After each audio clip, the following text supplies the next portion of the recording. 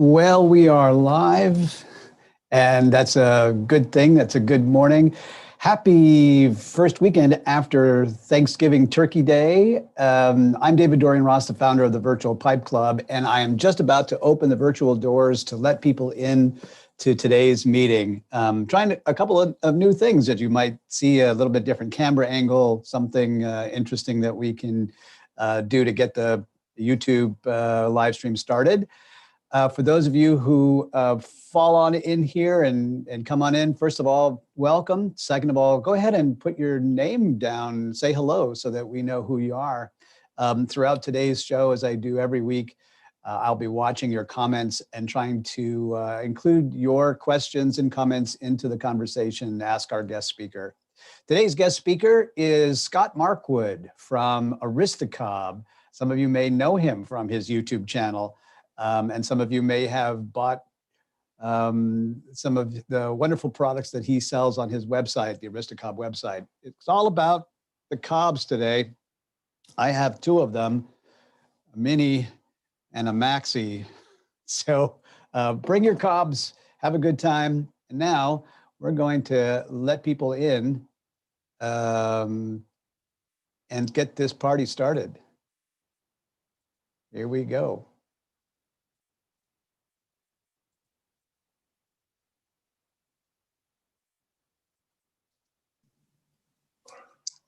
There they are. Good morning. Good afternoon. Good evening. Good evening. Wherever you might be. Got some people coming in right now. How's everybody doing today? Yeah, good, thank you. I'm very well. Gonna give us a little extra light today. There we go.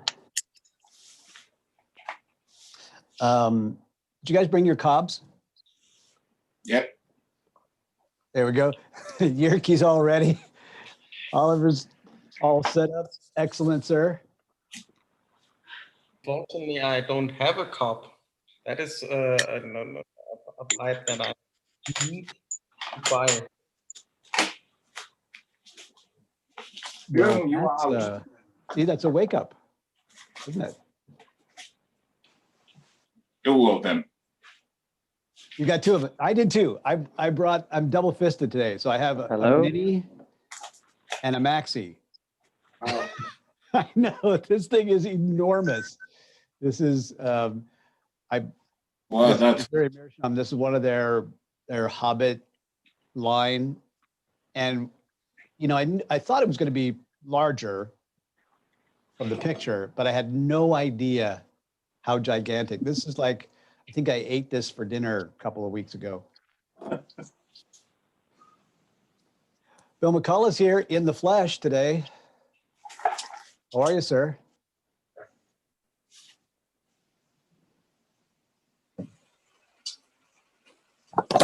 He's finding his microphone there. There we go. Yep. Hello. Hello, David. Hello, Dimitri. Shep, how are you, sir? I'm very good, sir. Okay, I'm on. There you go. Now, Sorry, Bill, I've been off Zoom too long. here. Thou shalt not YouTube and drive. No, I'm just sitting in my comfortable truck. Okay, that's permissible. We have to smoke a cob today, right? I thought you said Meerschaum. Today is Cobb Day. I must have missed Missouri. I'm starting with this old corn cob. Oh, yeah, nice. Dimitri's got Diamond quite a shank. collection of corn cobs. How old is that one, do you think? I would say maybe like 30, 40 years old, maybe even older. Wow. To the best of my knowledge, it was made by H&B before they became part of Missouri Meerschaum. Do you notice any improvement in with a briar? we get cake buildup, we get a break-in kind of thing. Does a corn cob remain a corn cob, remain a corn cob forever? Well, it still needs some cake. So, but basically, in my opinion, you just treat it same way as you treat briar, but be a little more careful with it because it's less fire resistant than briar. But when there is some cake built up, and if you don't overheat it, it will last for a long, long time. Well, we're going to find out all about that today. Our guest speaker has snuck in the I'm back door. starting with a downhill standard mixture, and I'm pairing it with some Suntory whiskey. That's Hibiki. After last week's show, everybody's been all week long. I've been watching the posts on Facebook and whatnot about pairing. I think. Yeah, well, I've been doing it for years. So. All right, I am finding the chat. Oh, we've already got quite a few folks over there on Facebook. Give me a second to look awkward on the camera here. I have a new camera setup. I'm not really going to show off the bells and whistles today, but I've got. I spent the weekend after Thanksgiving setting up new cameras and whatnot in here. So if I'm not quite used to the placement of everything yet, bear with me while I look around as though I was confused by things. Fortunately, I'm not going to be on camera or talking very much. Our guest speaker is here, and in just a moment, gonna get him to take over. But let's do a little check-in today. Yurki, you've got your Cobb. What are you smoking in it, sir? On all Virginia today. In this cup, I have a Scottish autumn flake, and for the other part, I have Amphora Virginia. Used to be preferred. We were talking about that Amphora Virginia yesterday on my live stream. That's so you're being consistent then. Well, that's awesome. Bill McCullough there in the parking lot. What are you smoking, sir? And Yes, you've got sir. I'm a smoking mirror with you? Reiner Gold Blend 71, which is a vapor with a slight orange honey flavor to it, or topping to it. I can't taste it really, but it makes a really smooth smoke. Nice. And tell us about your mirror. Is that It's a excuse me for a minute. It's a second-hand mirror, but I've added quite a bit of color to it since I've got it a couple months ago. And I'm celebrating today because I passed my extra amateur radio exam this morning after 40 years of putting it off. And congratulations, sir.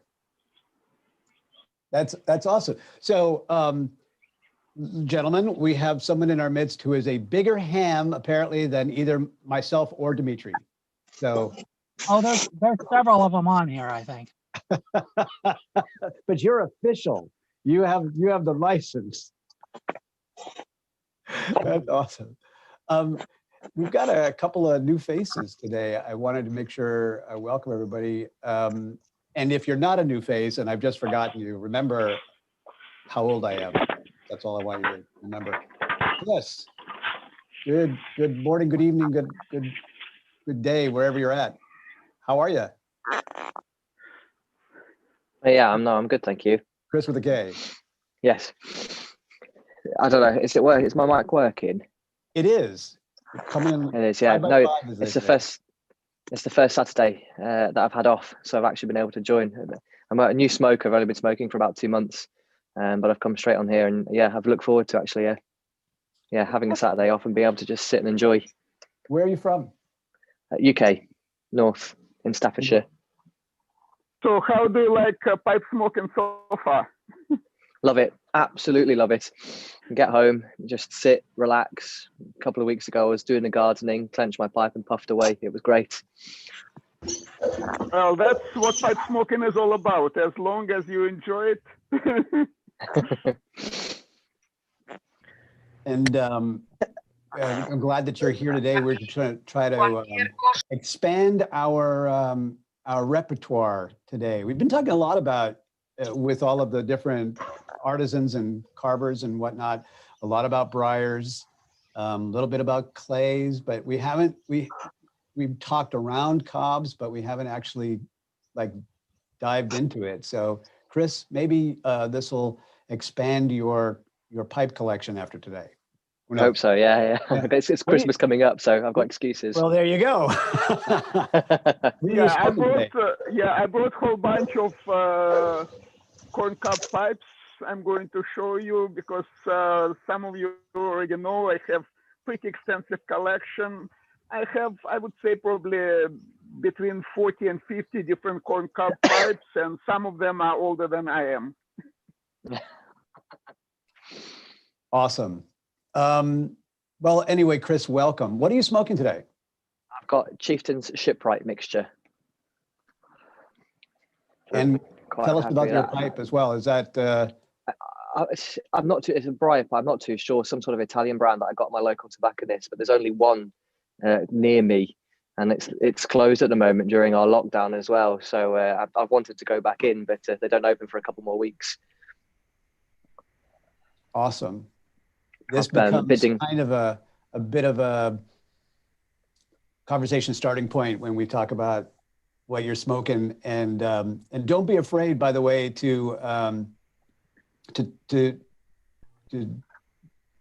we call it dissing, you know, like to talk smack about your tobacco as if you don't like it, but it's all you got. When we had during the summertime, the guys in South Africa were locked down forever. I think they resorted to smoking grass clippings. And so it's quite okay to say, I'm smoking, I don't like it, but I can't find anything else. All right. Thank you. Jeff Scott, how are you, sir? I am excellent. Thanks for asking. Good to see you.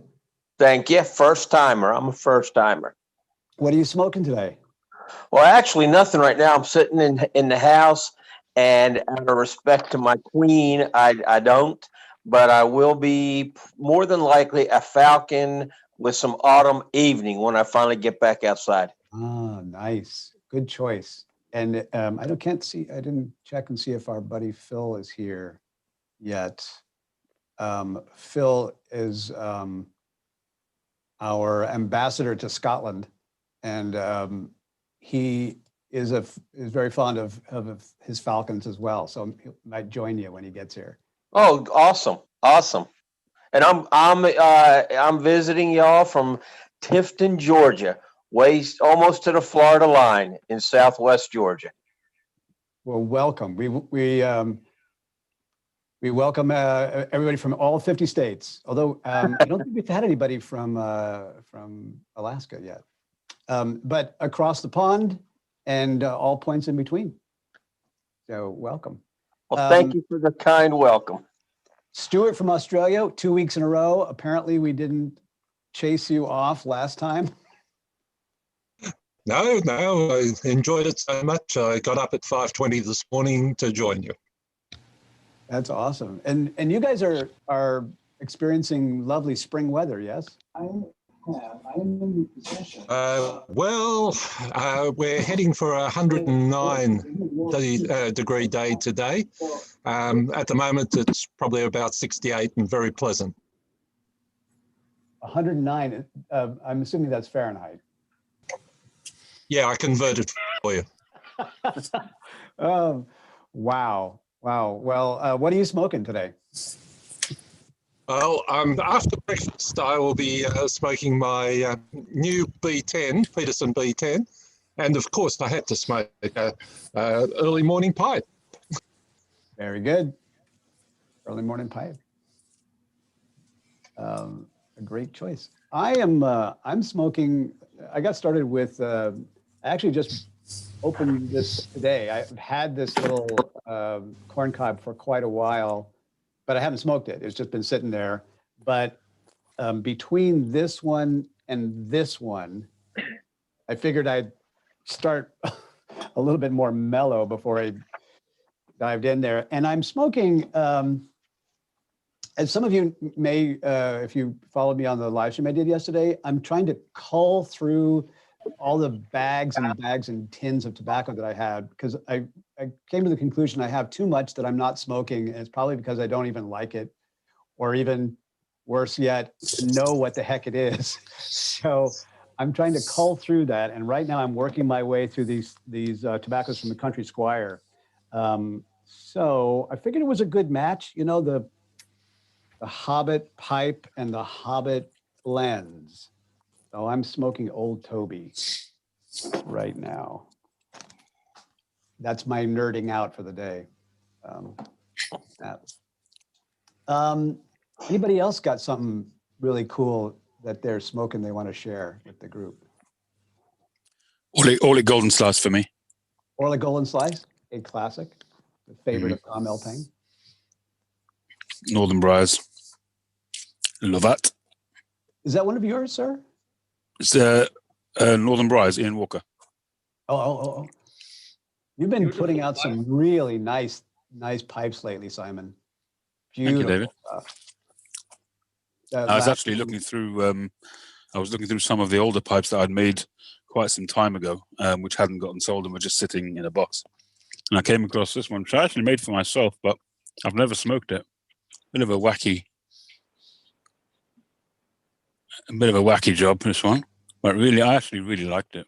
It's got some nice grain and a beautiful plateau. Yeah, I love that plateau on the bottom.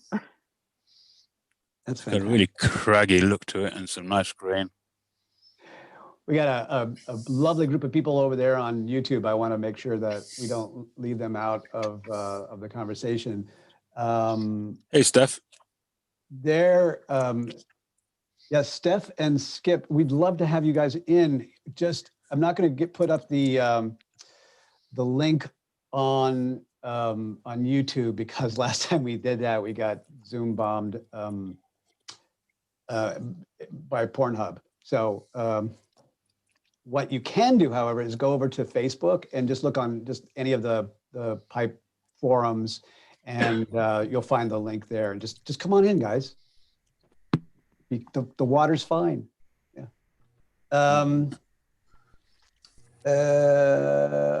Okay, we'll come back. Hi. Who else has got something groovy going on there? I know you guys have always something interesting to share. My name's Jim Letitia. I'm new here. I don't know if you can hear me. There. Hi, Jim. Yeah.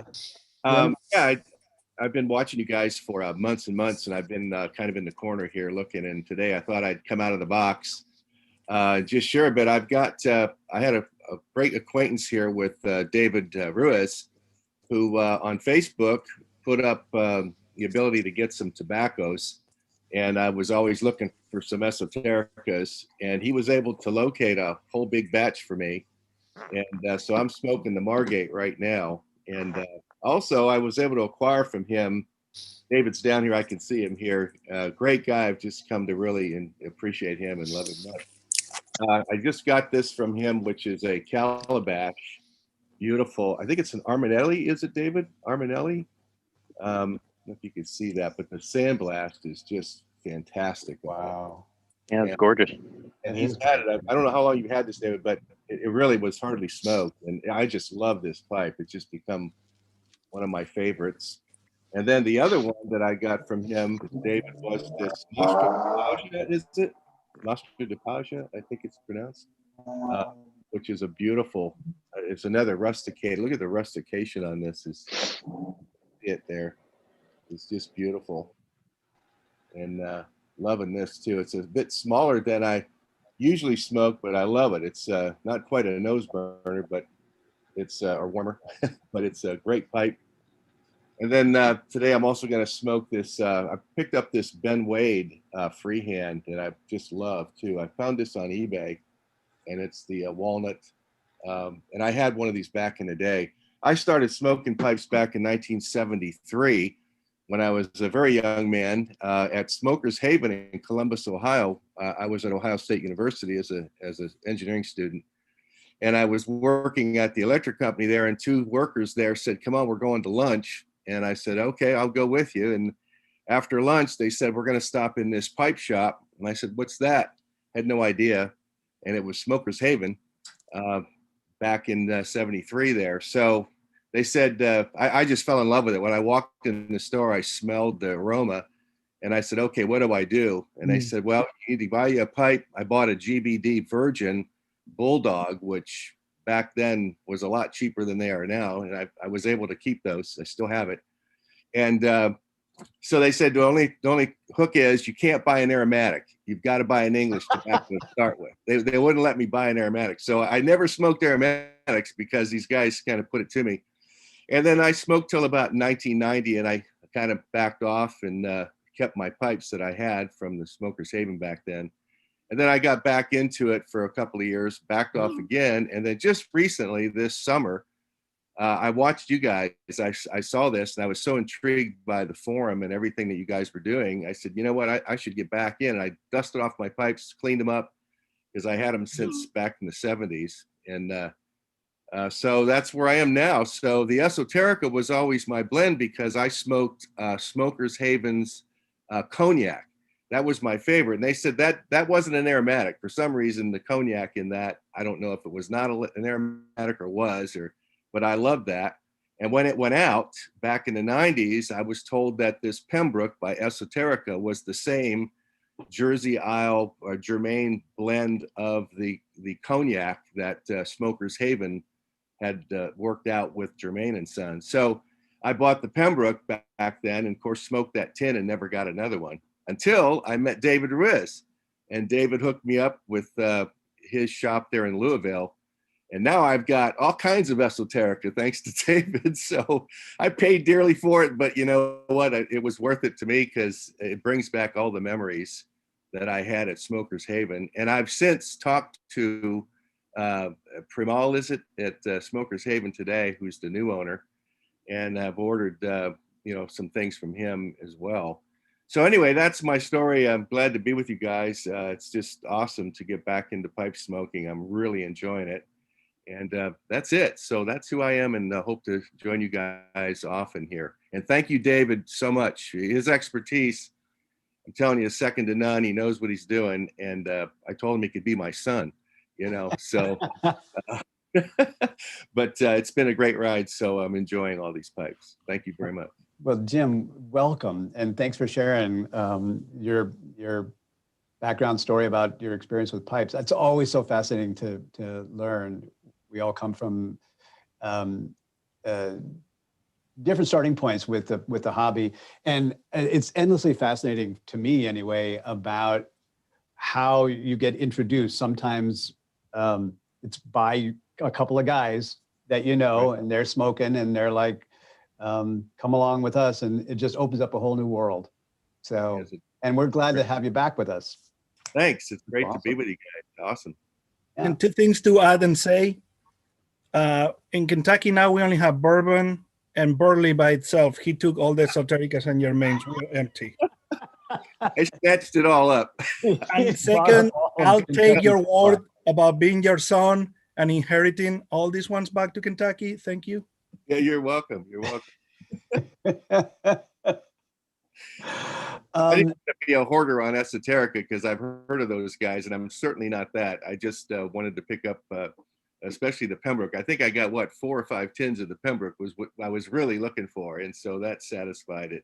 So I'm good with Esoterica for now.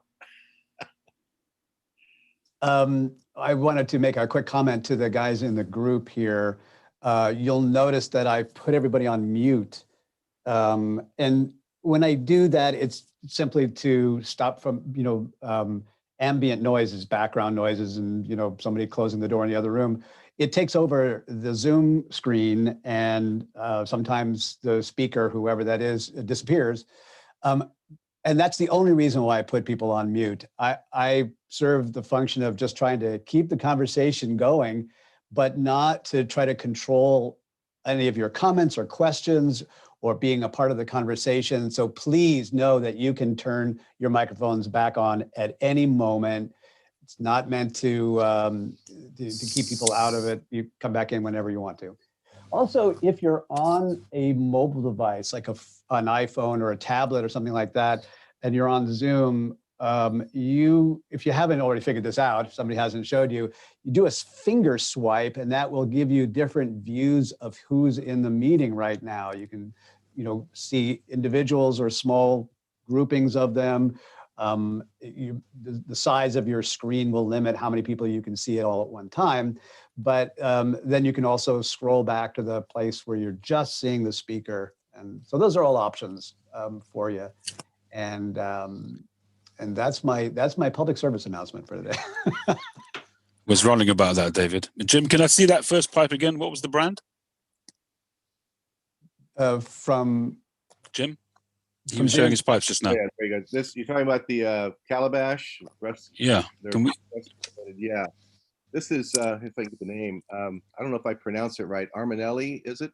It's a Correct. 2007 Armelini. Yeah, it's beautiful pipe. And I just love the rust. I think that's a sandblast, right? That's a carving. I don't think that's a sandblast. Oh, that's beautiful though. It's very nicely done. Very fine work.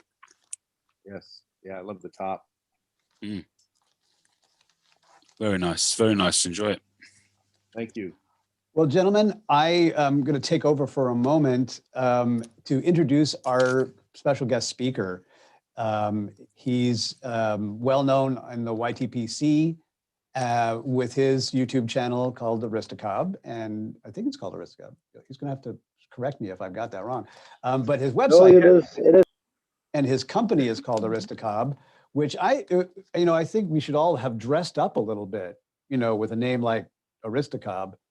Patrick's got his Aristocob there. Nice. Actually, this is the Corncob Nation 2020 pipe with a Vermont freehand forever stem. Beautiful. So we're going to talk about the virtues of cobs today from a guy who I think is pretty much an expert on that. And I'm going to turn it over to him, introducing Scott Markwood. Scott, welcome. Thank you. It's really great to be here. So the standard question is, we have about an hour and a half, 2 hours. Tell us your life story. Oh my gosh. No pressure. Just nobody wants to hear all of that. Short story. I'm a military brat. Grew up all over the United States. Dad was in the Air Force. At 85, he's still alive and well, and was an Air Force pilot. In fact, he has been a guest on a YouTube channel that my son and I share, which we call Markwood Men's Breakfast Club, which we don't eat breakfast. It just also another story behind that. And started smoking. I guess I can say this. Can I say this? Let's just say I started smoking also in the 1970s. I was not of an age where I should have been smoking a pipe, but I started smoking a pipe at a young age, and started smoking corn cobs.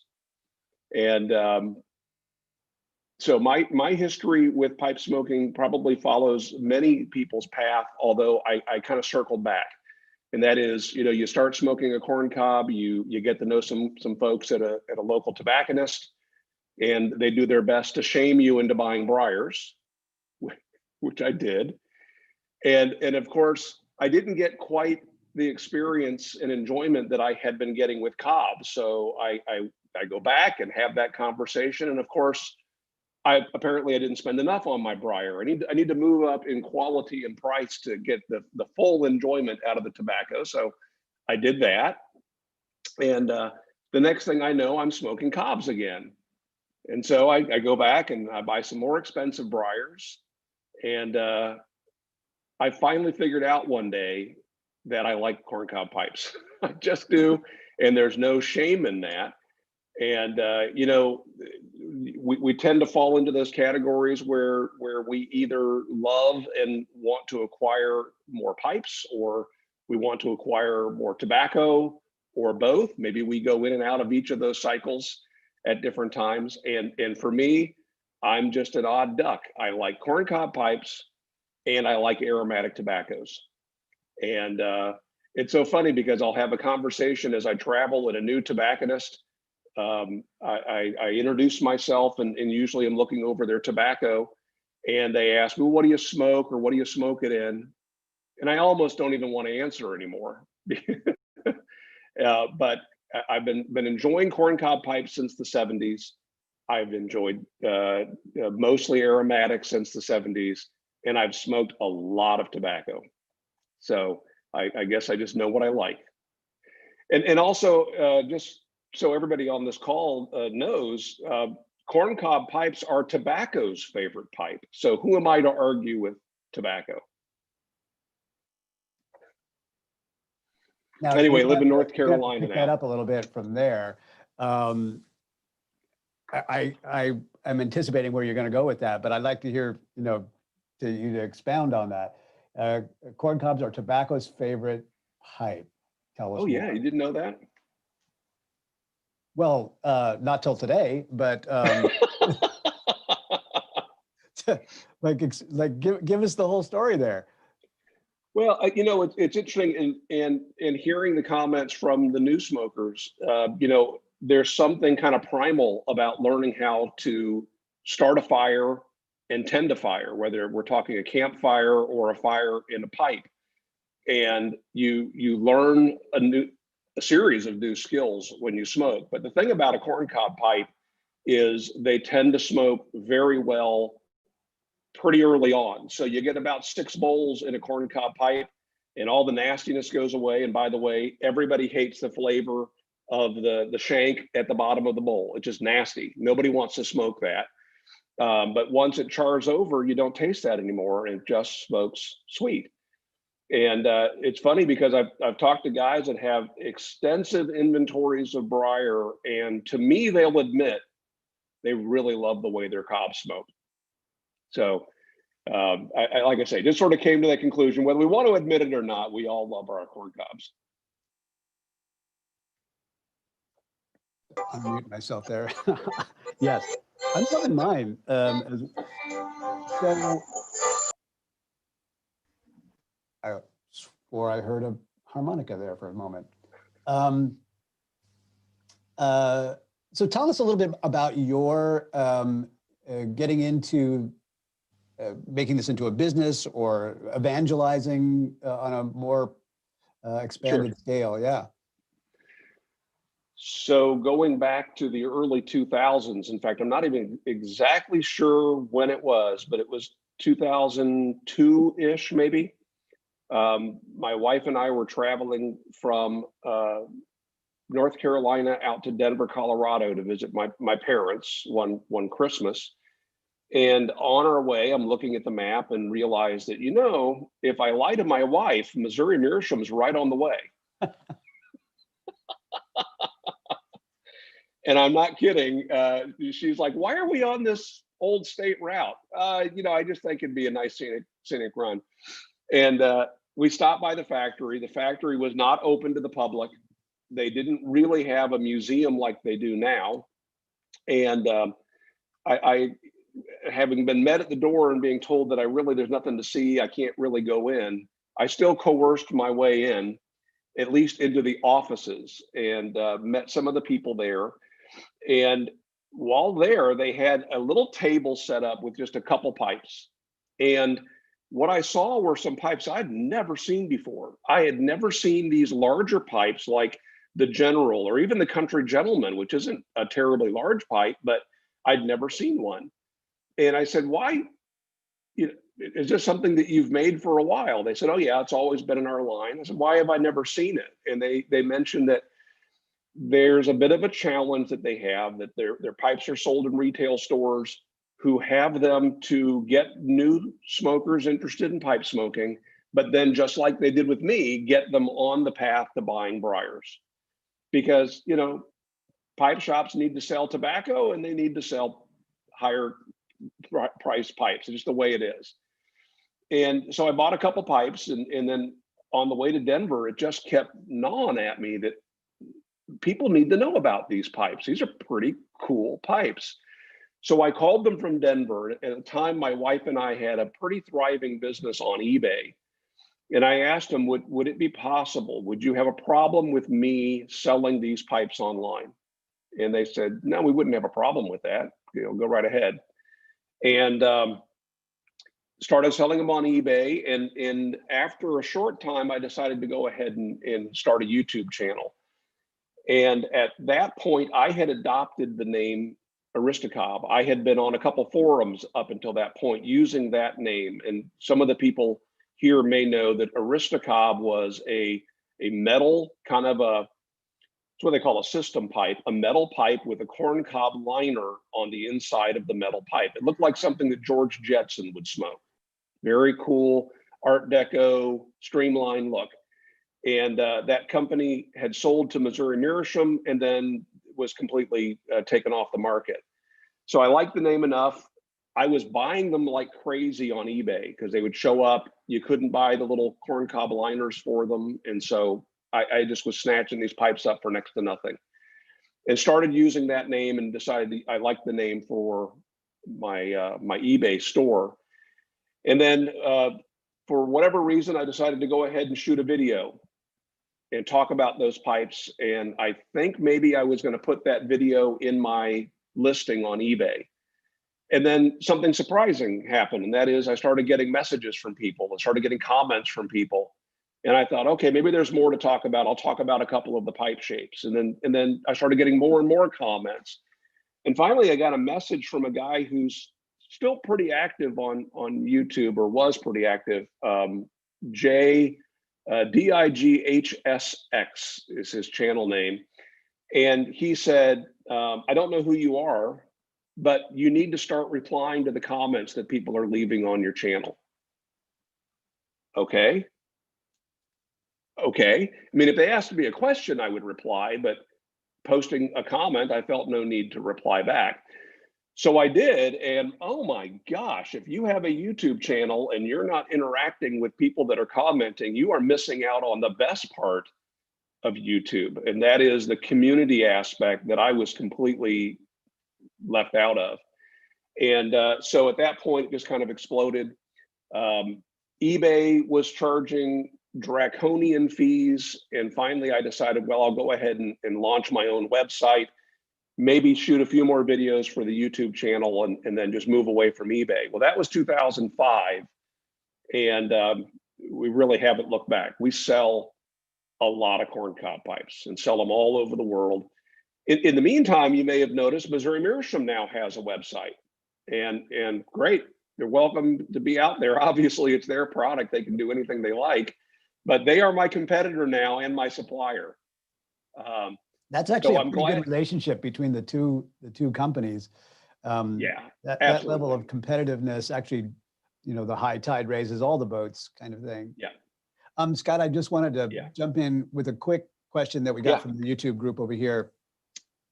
Just to clarify, are you? So I'll just read the question straightforward. So Scott sells cobs as a middleman, or does he mod them before selling them? Just a middleman. I don't mod them. And thank goodness I don't really mod them. With the FDA deeming, that obviously raised a bunch of concerns and uncertainty. And as I read the deeming, if I modify the pipes, I am now a manufacturer. And so I open myself up to legislation and rules and things that I don't even want to mess with. So no, I'm a reseller, just like your local brick and mortar who buys Missouri Meerschaum pipes and resells them. The niche that we dug for ourselves is I'm really, really picky, and I don't like the idea of somebody waiting patiently for a pipe that they're buying sight unseen, and when they open it, they're disappointed. So I pick through our inventory pretty intensely. And I'm also very generous if people are disappointed with their pipe. So while I sell at almost the retail price, and you can buy the same pipe from Missouri Meerschaum. We consider ourselves kind of another step in the quality assurance. We're not quality control because I can't fix the pipes from Missouri Meerschaum, but what I can do is stop them from getting into somebody's hands. So right off the top, the question that I had was, what could someone find wrong with a corncob pipe? Like, what goes wrong? You got a corncob and a stick in it, and I'm not sure what else you could expect. Yeah. Well, I know that there's a number of things that are considered acceptable to Missouri Meerschaum, and just because of the pace of their production and the nature of the natural materials that I know would disappoint me. And so one of the things that I do, okay, I'm smoking what I consider a second. I don't buy seconds. Missouri Meerschaum now sells seconds. I don't sell seconds. And so if I find a pipe that, you know what, I would be super disappointed to get that pipe, I throw it aside, I gift them to people, I smoke them myself, right? So this pipe right here was one I pulled out a while back because it just has a ridiculous amount of filler on it. It almost doesn't even look like a corncob pipe. You can see it's very white. And so this is one that I wouldn't sell. When we had the drought a couple years back in the Midwest, I was refusing a bunch of pipes that were being sent to me. And I think as a result of me, and I'm sure other people complaining, Missouri Meerschaum stopped producing their large pipes for about half a year because they just didn't have the larger cobs to produce them from.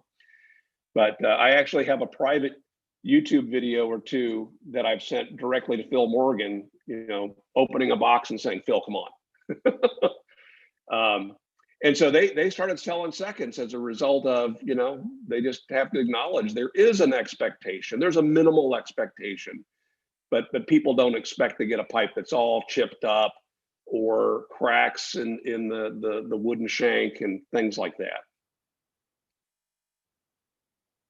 Well, you've got some applause going on the YouTube channel right now after that.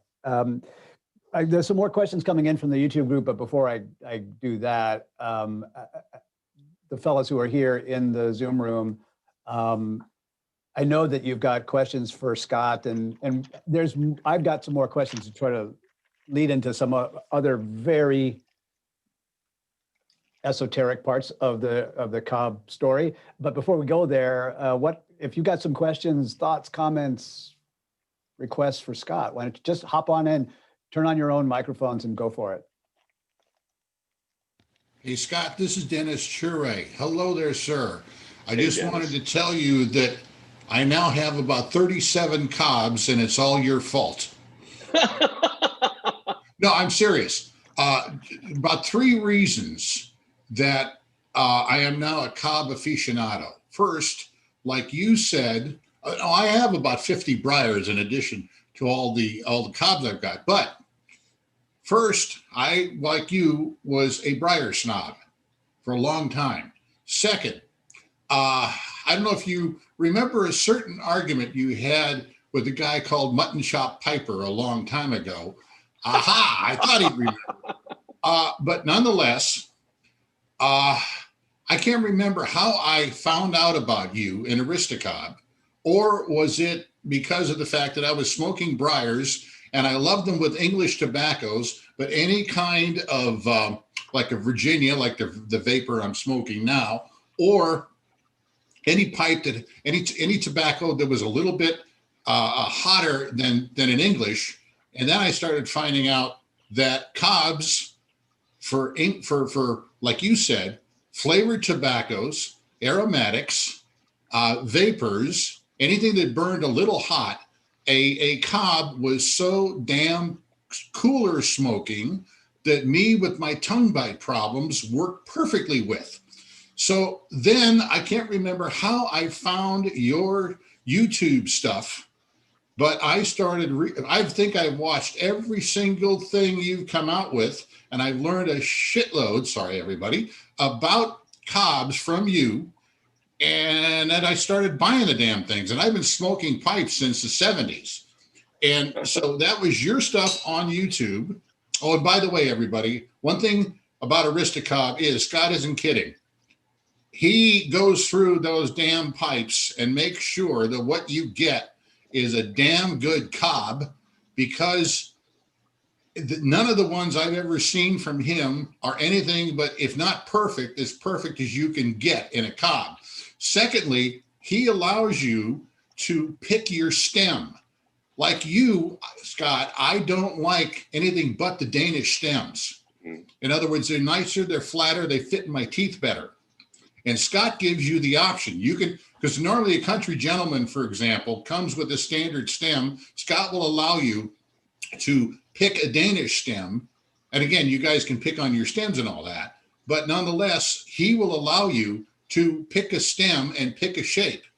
And the other reason I went to Cobb's is this is the original Missouri Meerschaum that used to come out.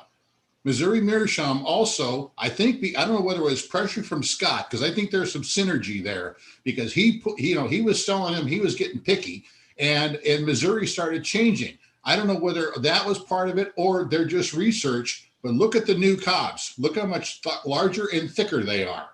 And that's the other reason I started getting hooked on Cobbs. This one is probably, what, about 5 years old, Scott, or so? Yeah. Somewhere in that vicinity. Look at the new ones. These are both what Scott calls kernels. You know, these are both Fifth Avenues, but look how much thicker the new ones are. And this is the last, what, Scott, 4 years, 5 years that they've done these? And that's the reason I started smoking Cobbs, because they got better, thicker, but also because Scott's marketing is so much better than what the hell Missouri Meerschaum does. And I don't know, is it your fault, Scott, or what, that all of a sudden Missouri Meerschaum then started coming out with acrylic bits and everything else and making their pipes fancier? I don't know whether it's because of competition with you, because I know you can't sell a lot of these. They keep them. But all I can say is that all of a sudden Cobbs have become damn good pipes. And I think it's pressure from Scott, because he was selling as much or more than Missouri Meerschaum, because he was getting damn picky about what he was accepting. Okay, I'll shut up from there. But all I can say is, Scott, thank you very much. You have now hooked me on 38 Cobbs sitting over here in my rack, plus about 50 Briars. And I haven't bought a Briar in 4 years, and it's all your fault. All right, I'll shut up. Scott, I think you might have just about convinced him. I'm not sure. We're getting there. We're getting there. Yeah, 40 some. That's a pretty good start, Dennis. Awesome. All right, so anything else for Scott? Go ahead and hop. Well, let me comment on that.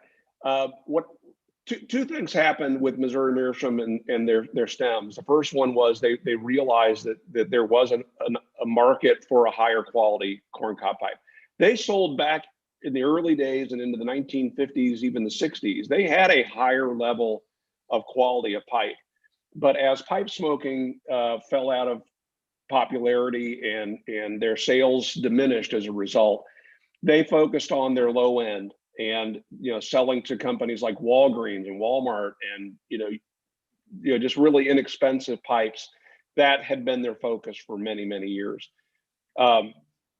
So yeah, maybe it was maybe I helped, but I think the popularity of YouTube and social media has helped, because what was once very much a solitary hobby, suddenly we started connecting with each other and sharing our experiences, and I think that raised the whole industry. The other thing that happened was, I'm going blank. Walker Briarworks, gentleman's name there, Dave. He had the line that he was making that were the free forever stems, which were an upgrade to replace the original Missouri Meerschaum, what they call bits. And Phil Morgan, the general manager of Missouri Meerschaum, his wife wanted to start to get involved in some part of the business. And so they bought that line from Dave Wolf. And for a short time, they were producing those stems themselves. And they ran into some issues. They ended up handing it back to Dave, and then Dave has in turn sold that to Vermont Freehand. So there was this window where Missouri Meerschaum suddenly started to realize that there is a market for a more premium pipe. They did some as limited editions, and now there's some that are right in their line. So yeah, okay, I'll take some credit. Not a lot. Yeah, Hey, I tell you what I will take credit for. You mentioned the Danish bit or Danish stem, and this one is an amber one. It's just turned very dark. They were bending this and kinking it. It had a horrible, horrible bend in it. And I didn't like them. And so I started having them send me what they were calling their bent pipe. The shank was just a slight angle, but send them to me with straight bits. And then I started bending them myself. And that we just started calling the Aristocob bend, which is just a gradual curve. And it caught on. People were doing it themselves. And I, of course, was doing this to all of our inventory. And then eventually this is now the bend that is standard from Missouri Meerschaum. So they stopped kinking these. So I'll take credit for that. Yeah, Scott, Well, it's good to see you again. I Hey, remember Dimitri. having pleasure meeting you at our New York Pipe Club meeting. Yes. Yes, and yes, you're absolutely right. I would say like in 1980s, 1990s, Missouri Meerschaum was focusing on low grade, low quality pipes. They were considered pretty much disposable pipes. But before that and after that, they've been making and they still making some really high quality pipes. And I myself have about like between 40 and 50 different corn cobs, not only Missouri Meerschaum. I just smoked this one. It says Grefco with a diamond shank. As to the best of my knowledge, it was made by H&B before they became part of Missouri Meerschaum. I'll show some of my pipes. Look at this beauty. Stem is about 1 foot long. That's Irvin S. Cobb by H&B. And I have two similar ones. I have this one, Mild and Mellow, painted in blue. This is old Missouri Meerschaum with a bamboo shank. I have one straight, I have one bent. Nice. This one of my favorite brands, Bushers. I love Bushers pipes. This is another interesting one with a bone. Yes. Mm-hmm. And this one is old Missouri Meerschaum with a portrait of Washington. That's an old one. Yes. You know, Dimitri, these are gorgeous pipes. Scott, do you have a collection of old vintage corn cobs? In fact, I was going to ask you if you have any of those Aristocobs that you could show us what those like. Because Yeah. Oh, by the way, I have two Aristocob pipes. Those are aluminum pipes with a corn cob insert. One is in original box, and I even have a brand new extra inserts. Box of 3 extra inserts, brand new. Awesome. So David, I don't have them. I do. I have some here, but I'd have to leave the call to go grab one, and I'd be happy to do that. I have this very weird obsession with them. Did anybody here see that movie Conspiracy Theory with Mel Gibson, where he was writing these little underground newspapers and sharing his ideas of what could possibly be conspiracy theories, only to actually hit upon one that was real. And so there's all this intrigue. Well, anyway, he has this OCD where he buys the book Catcher in the Rye. He's always looking for copies of that book. And then once he finds it, he has to buy it. And then once he buys it, he has to start the search over again and find another copy. And he has bookshelves full of them. And I forget who the female actress is in the movie, but she asked him, says something about how you must really love the book. He's like, I've never read it. So I have dozens of those Aristocob pipes, several of them completely unsmoked, original packaging. I have never smoked one. And my son teases me relentlessly, and on our YouTube channel, he keeps threatening that one of these days he's going to open the show and he's going to light one up. And I don't doubt that he's going to do that someday. I'll run inside my house and bring our Aristocob pipe to show Do it, everybody. yeah, great. I'll be right back. That'd be awesome. great. So while he's running off and doing that, let's talk about your YouTube channel. You and your son. I was thinking we should talk about Dimitri now that he's not here. We do that all the time anyway. Okay. Yeah, tell us about your two channels, actually. Yeah. Okay. So after a period of time, I realized that, you know, I thought I had said pretty much everything there needs to be said about corncob pipes and pipe smoking. But my son and I hit upon the idea one year, this is now 8 years ago, that, you know, what would be fun is if we did a tobacco advent calendar where you'd pop open the door and there'd be a different tobacco, and everybody every day of leading up to Christmas could enjoy the same tobacco. Well, it didn't seem practical, and again with the FDA, it's a good thing we didn't ever do that. But what we did as a compromise to that was we started our own separate channel, and as a bit of a project, we reached out to a number of people and said, would you mind sending us just a little bit of your favorite tobacco?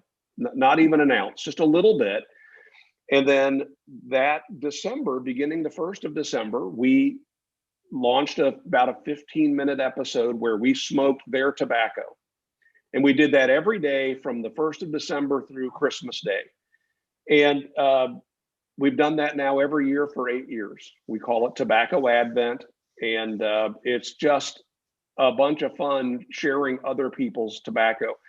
And of course, it's always fun smoking other people's tobacco, right? So you can't fault that. But in exchange for them sending us the tobacco, we now will ship them in return a corncob pipe. And I'm glad we did this too, because of FDA deeming, it's not legal to give somebody a corncob pipe or a pipe or tobacco. You have to charge for it if you're a business. And so it's not a pipe, it is a cornament. It's a Christmas cornament that you can display on your Christmas tree. So if you send us a sample of your tobacco, you will get in return a commemorative cornament. And then this last year, my son, because he started getting into 3D printing, he started printing ornaments. So everybody who gave us a tobacco sample, the other nice thing about it is if they have a YouTube channel, we then spend a little bit of time promoting them on our channel as well. That's a very small niche channel. I mean, we get together and about once a week, we put out a video of just us sitting in my shop chatting about stuff. We usually light our pipes up, and typically he'll come in with a topic and I'll have a topic, and we just chat. And that's it. Well, it's brilliant, and it's very entertaining. So you guys are going to start your Advent in a couple of days then? Exactly right. Yep. All right. Yep. So okay, I'm back with the Aristocob. This one in original box. They actually made two versions, filtered and unfiltered. Red one filtered, blue one unfiltered. And it's, you see these replacement inserts. And pipe itself is aluminum. You unscrew the top.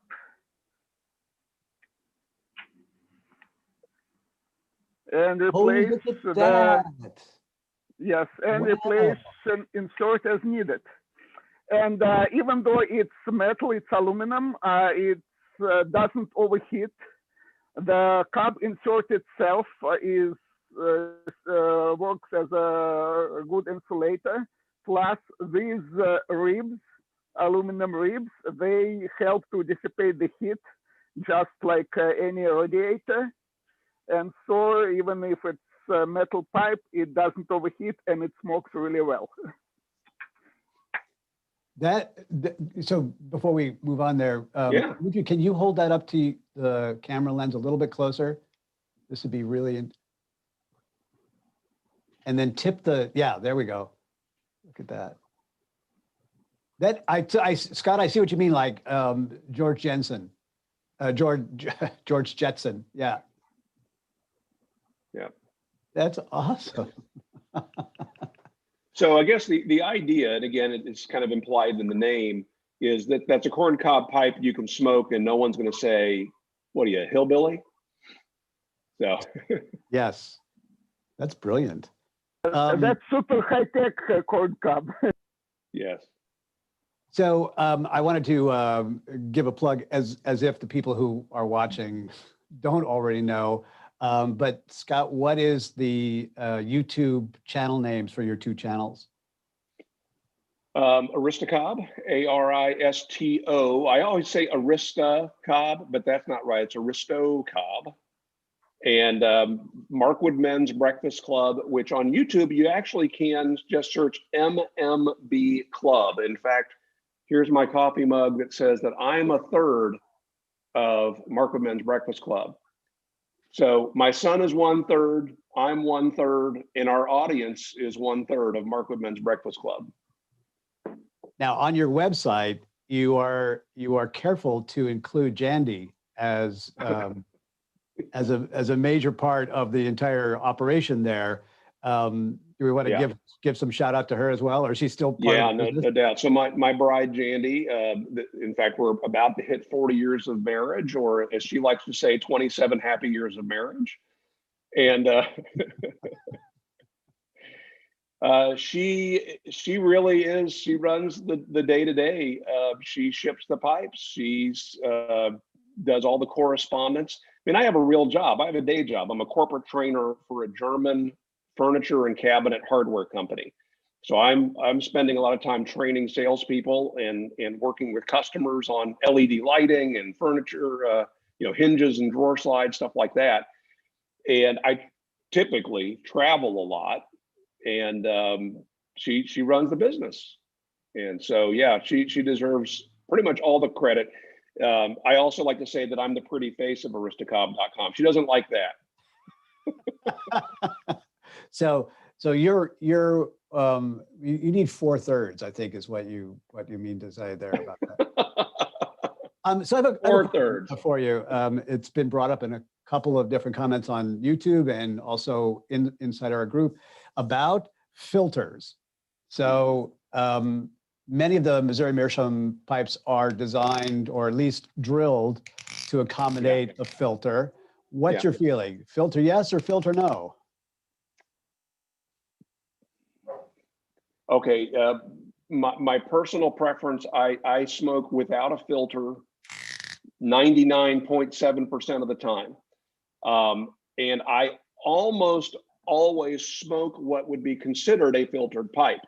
So you can see this one here, it's got a 6 millimeter hole. It could take a Medico, Dr. Grabo, whatever you got.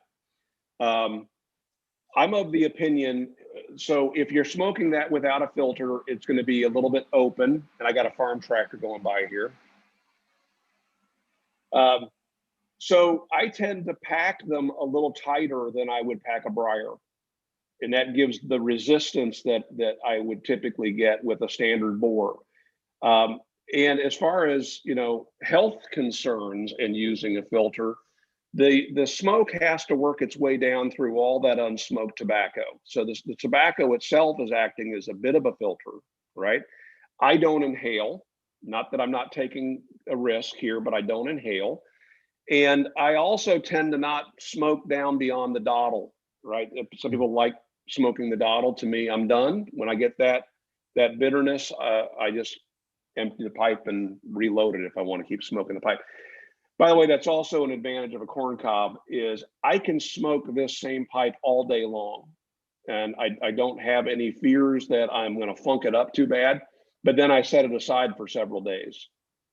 Where my briars were getting really funky if I did that. They don't have any way to absorb the moisture that you get.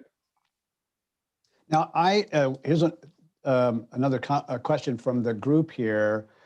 Traveling Piper's microphone's not working, so I'll ask the question for him, but I know exactly what he's talking about. So here I have one of these larger, Hobbit pipes from Missouri Meerschaum, and it's not drilled for 6 millimeter. Right. It's drilled very small there. And the question was, do you think that could be drilled out to put a filter in? Yeah, if you know what you're doing, it certainly can. Yes. You can't use a 9 millimeter. There's not enough meat in any of them for a 9 millimeter filter, but yes, you could drill those out. What you can't drill out is there are a number of pipes, and I was smoking a nose warmer earlier. That, to begin with, has about a 6 millimeter tenon on it. And so obviously you're not going to be able to drill that one out. So the smaller pipes are unfiltered and really can't accommodate one. However, there are Cobb modders who are taking this shank and putting it in those pipes so that they can use a filter. There's a lot of Cobb modding going on out there. Yeah, I want to talk about that in a second, but first I want to open it up again to the group. Fellas, again, just turn your mics on and jump in there with any questions that you have for Scott. Hey, Scott, it's Stephanie. I've been watching the Markwood Men's Breakfast Club for a really long time. I think I made a comment probably about 2 years ago about how come it's just a men's breakfast club? And I want to publicly apologize for some of my, mostly in jest, but comments that I've made that have upset your son. You usually just blow me off because I think you've known me for a few years now, but I want to publicly say I'm sorry. I'm just joking most of the time. I know I'm one of the oddballs. I'm a girl in the smoking community, but I adore you, Scott. My husband has a bunch of gentleman cobs that are his favorite now, and that's your fault. I also blame you. But I have a friend who redoes and paints a bunch of cobs. Do you sell just the stems? Mm-hmm. Yeah, we sure do. I'm gonna have to go on and get some because the original stems I don't like. Yeah, I like your modified ones. Yeah, what we don't have is we don't have any of the premium acrylic stems because Missouri Meerschaum can't get enough of them. Their supplier in Italy can't keep up with their demand just for their pipe production. So like the what do they call that? The Cobbett series, the church warden stems like David is smoking, that's acrylic, and we can't get those to resell. But yeah, we sell these. We make nothing on them, but I know that people consume them and they like to change them out. And was it Dennis that commented about how we can swap these out, or that we do? Yeah, really early on, we were selling them as additional components and people could buy an extra one. And we realized that people were buying the pipes that had the standard bit and replacing them with the Danish one, which is my preference. And I said, there's a whole bunch of people that are getting a bit they don't really want. Why don't we swap them? And I had to get Jandy's buy-in on that because that's a lot of work for her. But why sell somebody something they don't want? So yeah, you can get all of those individually. Okay, and thank you, Scott, for all the work you do and all your videos. I watch both channels. I try not to comment as much anymore. Well, I look at the demographics, and you represent 0% of the population of our viewers. So you got to get a friend or two to watch, please. And, okay, and I took no offense if you remember that my son. We had made some decision, I forget what it was, and you gave an opposing viewpoint, and Seth was like, I don't know, what did he say? Do you remember? I don't remember. He just doesn't like me much. but I appreciate both of you guys, and I know you've put up with much joking from me over the years, and I appreciate you, Scott, and all the different stuff you do on both channels. So thank you so much. I appreciate that. Thank you. And there never were hard feelings, but thank you. You were kind to send the note to me about that, and it wasn't a problem. And kind of like somebody had mentioned early on about the feud between us and Mutton Chop Piper, which I didn't realize we were in a feud until somebody had said that we were. And what happened was Chris did a video on corncob pipes. You know, he was just slowly working through doing videos about each type of pipe. And he's not a corncob pipe smoker, and he admitted that first right off the bat. And then his first video, okay, let's say had some errors in it. And he started getting bashed pretty hard. And I sent him a message and sent him a few things that he might want to know. And so he took that video down and shot another one. And so now he's setting himself up as, okay, I have more authority on this. Let me tell you what I've learned. And unfortunately, that video had some errors in it, and he opened the door to criticism. And there is this little slice of the YouTube, not even the pipe community, just YouTubers that love stirring up crap for people. And that was a shame. He didn't need to take it so hard, and I felt bad for him that there were some folks that were really bashing him for that. So we're happy to have you, Steph. Scott, you made a really good point about tobacco being best filter for tobacco. Actually, a couple of days ago, I was watching all the Danny Thomas show with original commercials and commercials from Pall Mall cigarettes. And one of their selling points was that cigarette is longer and it has extra tobacco, which works as a filter. That's why Pall Mall cigarette is milder and smoother than other cigarettes. Ah, interesting. I think that means that I have the best filter ever made.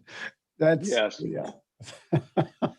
Yeah, I remember also in old days, Nat Sherman had extra long cigarettes, 164. That's like double queen size, super long, like this long cigarettes. And again, on the box, inside the box, it was written that these cigarettes made without filter because tobacco is the best filter.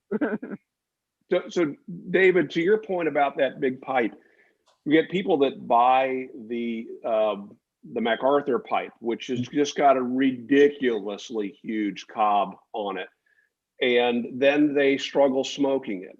And I'll tell you, if you do smoke one of those great big pipes, whether it's the General or the Freehand or that's the Wizard that you have there, David. Right.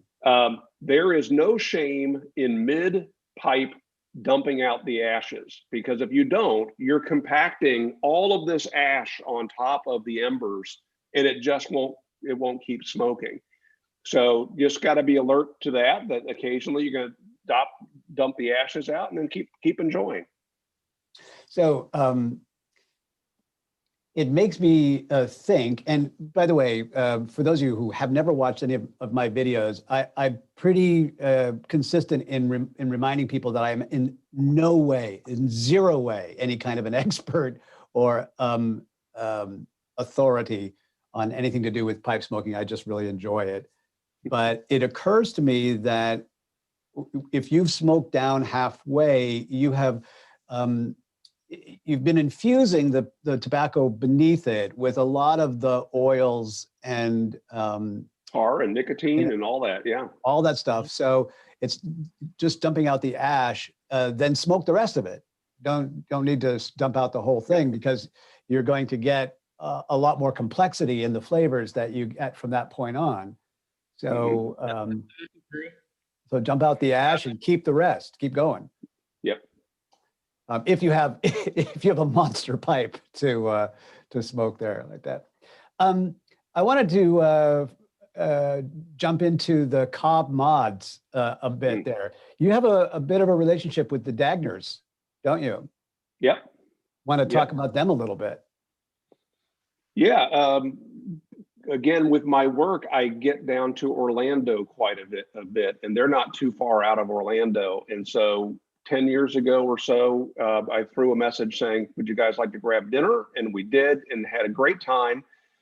And interesting thing, if you watch the Dagners, you'll notice that their language is pretty profanity laced. If you watch my videos, you'll notice the opposite. And that's a choice. It's not that I don't know all those words. I just choose not to use them.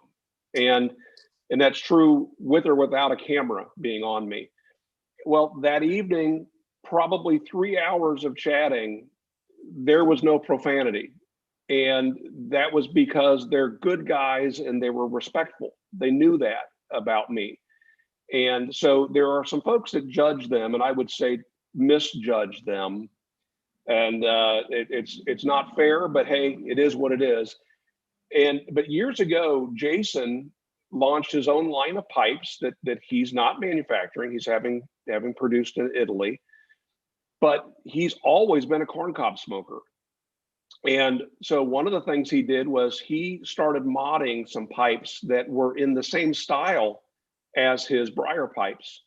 And one of them in particular was just brilliant. And that was that sitting poker. And he used a larger wooden shank on it, and he used an acrylic stem that was just gorgeous. He took a tall pipe and he cut it down, and he cut an angle on the bottom so it would sit. And everybody he showed it to wanted it. And he knew that there was no way he could go into the production of modifying pipes. So he reached out to Missouri Meerschaum, and I reached out to Phil, and we together kind of made a commitment to sell that pipe. They have to get a certain number to make it worth their while.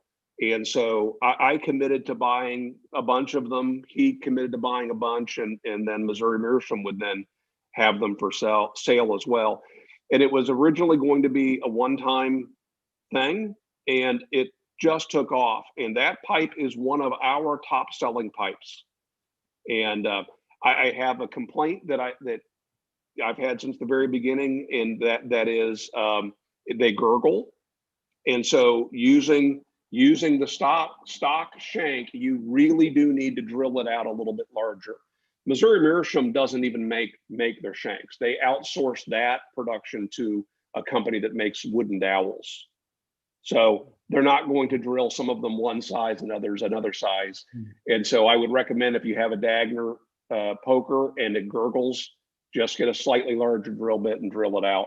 I forget what size that is, but anyway, it's a great smoking pipe. Are you doing new designs with them on a regular basis, or is it? Because I sometimes watch his channel and he's always experimenting with something. So yes. Do you have an annual new line, or? No, not really. Not really. I wish that he did. I wish he would launch a new corn cob every now and again, but that's not his mainstay of his business. And maybe like the pipe shops, he wants you to buy some briars. But it's interesting because he has brought a whole nother segment into this hobby. These bikers, these skateboarders, these adventurous who just dig his style, and who he then evangelizes into, guys, you got to try a pipe. You got to try. You like vaping? You got to try a pipe. You like cigarettes? Here, try a pipe.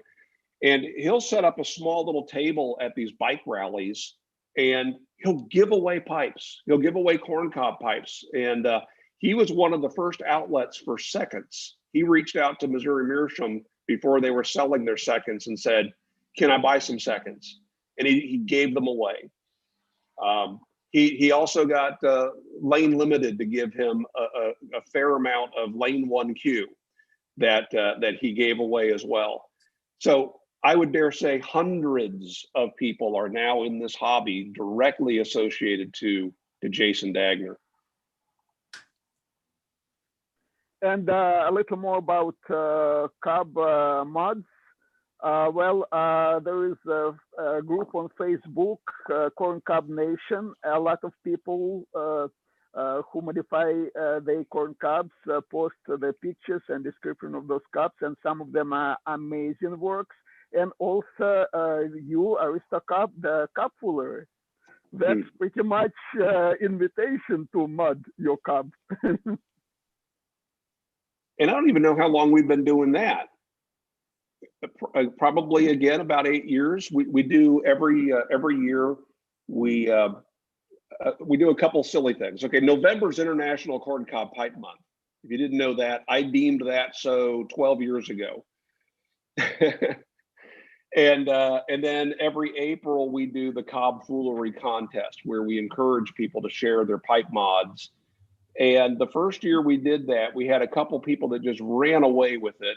And I realized we needed to have at least two categories, a professional category and an amateur category. And so, yeah, in April, people shoot a video, show their pipe. One requirement is they have to smoke it, because that first year, believe it or not, there was some controversy. It looked like somebody actually just designed one using some software, and it wasn't truly a pipe that was made to smoke.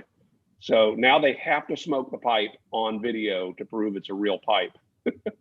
And there have been some amazing pipes. Cobfoolery.com is my blog that I post the pictures and links to videos from that contest. I hate to admit it's not a website that gets a lot of attention from me between contests. I really need to clean it up.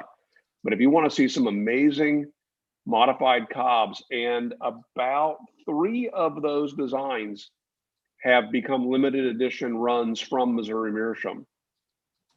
Chris Morgan designed 2 pipes that have gone into production at Missouri Meerschaum for a limited run. One was the Briar Cob, no, the Cobb cigar, not the Briar Cob, the Cobb cigar, which was kind of based on his Briar cigar. And the other one was his Cobb Wasp, which was a reverse calabash cob. That's just a cool pipe. It smokes very, very well. We had a question actually over on the YouTube group about whether you thought that the reverse calabash would reappear. So should we send them over to Chris to? Yeah. So Missouri Meerschaum has done two runs of that, 2 iterations actually. The first one was just too much work for them. There was, and it's so different than their normal production. And after that first run, they worked with Chris on redesigning it and simplifying it a little bit. And they made another run with the redesign. And I want to say they made 300 of those pipes, something like that. Chris got some, I got some. Missouri Meerschaum sold some, and I want to say it was smokingpipes.com maybe that got a hold of some as well. And those are numbered and certificate of authenticity and everything. I would like to say that they'll do it again, but I don't know. This last year was the 150th anniversary of Missouri Meerschaum. So they were working on and then introduced a couple limited edition like variations on the bulldog, or the corn dog, as we like to call it. And I think that was their focus this last year. And COVID has hit that area, and they've had a tough time keeping up with production. And so maybe 2021 we'll see the return of something interesting. I hope so. Have you been affected at all on your business by COVID? Not really. You know, what affects us more than anything else is we have an adult daughter who a couple years ago, with her 4th pregnancy, developed epilepsy, kind of an odd form of epilepsy. And so while she was pregnant with her 4th, we encouraged them to move in with us. So my son-in-law and my daughter and their 3, now 4 kids. And then due to some complications, she has now become visually impaired and has difficulty walking. And so we bought a bigger home specifically because those kids were getting bigger for some reason. There weren't more of them, but they kept growing. And I've noticed and that about my kids too. and then they had decided that they were going to homeschool their kids even before COVID. So my wife, who homeschooled our daughter, has been homeschooling, or was at least, their 4 kids who live with us. So in addition to running the day-to-day operations, she helps with our daughter's care, and she's watching 4 grandkids.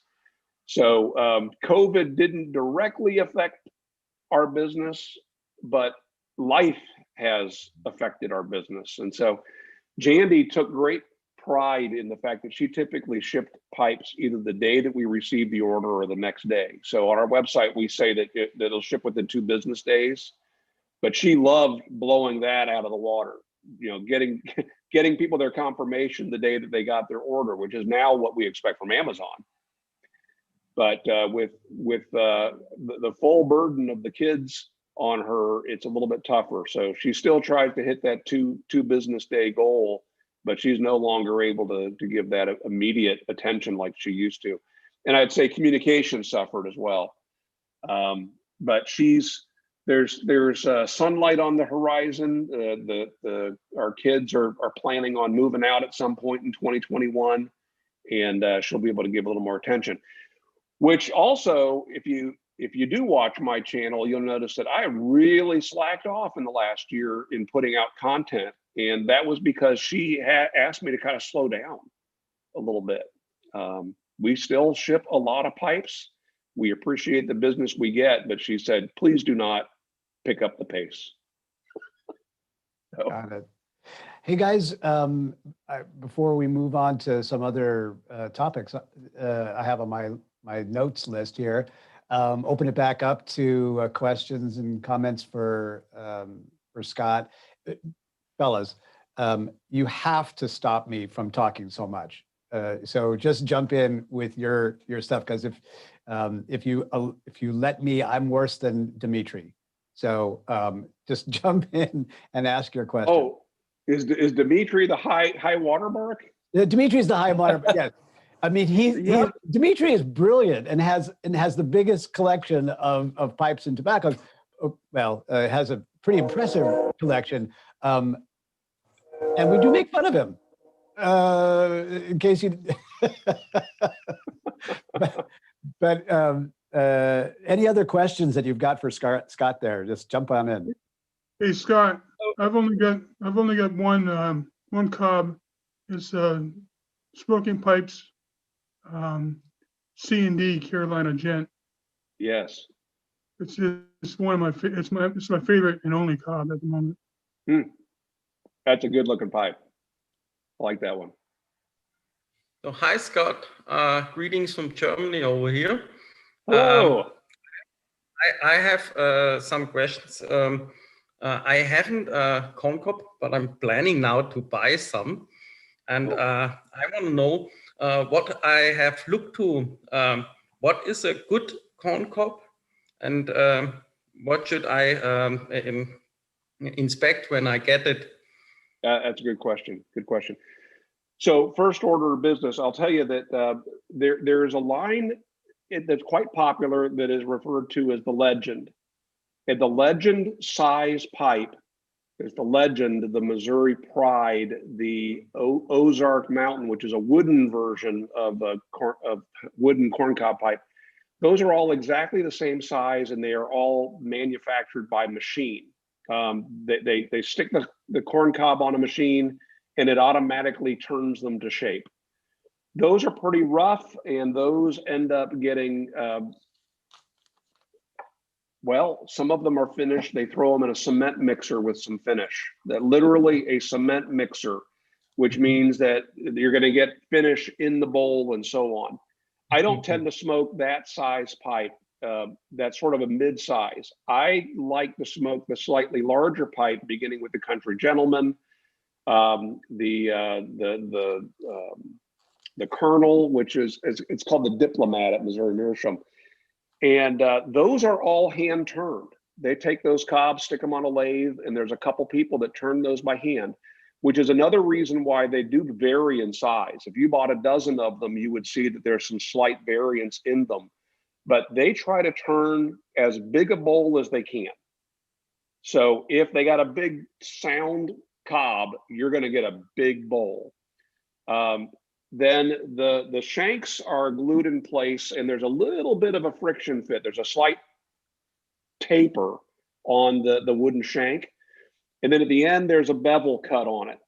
Now what'll happen is they apply some wood glue. Actually, it's not even wood glue. It's white, like school glue, polyvinyl acetate, PVA glue. Yeah, And white Elmer's. Elmer's glue, and they tap that in. So the things that some people view as inferior, if you will, or a second, is sometimes that hole gets drilled a bit high, and so you'll end up having a cavity beneath the shank, and that tobacco will never get smoked, ever. Yes. So one of the popular things for people with corn cobs is they do use pipe mud, and you can make your own with cigar ash and some water. We literally introduced pipe mud a couple years back, and it's partially, originally was cigar ash. And then with the FDA deeming, as I looked at it real close, I realized, you could argue that that's made from tobacco. So we had to change the ash. It's now a hardwood ash. And then it also contains some other 11 herbs and spices. But you can make your own pipe mud. But I tend to pull out of the inventory any of them that have a very high shank, because it's just wasteful. Also, what you get with the larger bowls is, it's kind of hard to see on these, there's a hardwood plug, and you can see there's a little bit of stuff that's been oozing through that from smoking. But they drill these out and put a hardwood plug. The smaller pipes don't have that, and that's just to prevent it from burning through. So there's another advantage to going to the larger size. This one is one of my favorites. This one is called the Danish apple. And I'm playing around with something that we did years ago. Years ago, I was offering a pipe that I called the Magna Cob, where I drilled out that wooden plug and glued a rare earth magnet into it. And as of the FDA deeming, I stopped offering that pipe for sale, because again, that makes me a manufacturer of a tobacco product. So we pulled that off the market. I'm playing around with some ideas, though, that might make it possible to bring that pipe back to market. The shank, when they put it in there, may get rotated slightly. So when you look inside the bowl, you might notice that bevel at the bottom has been twisted. Some people consider that a fault.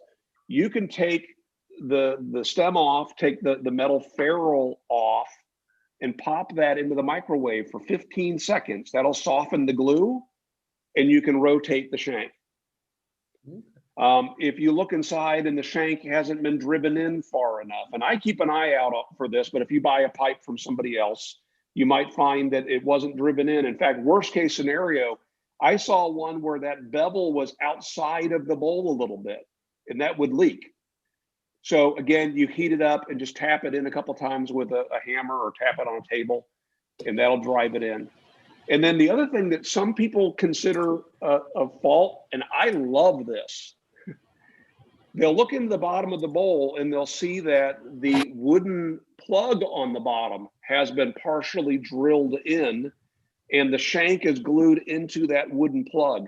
That's my preference. If I could get them to make them that way every time, I would, because the tobacco then goes right to the floor.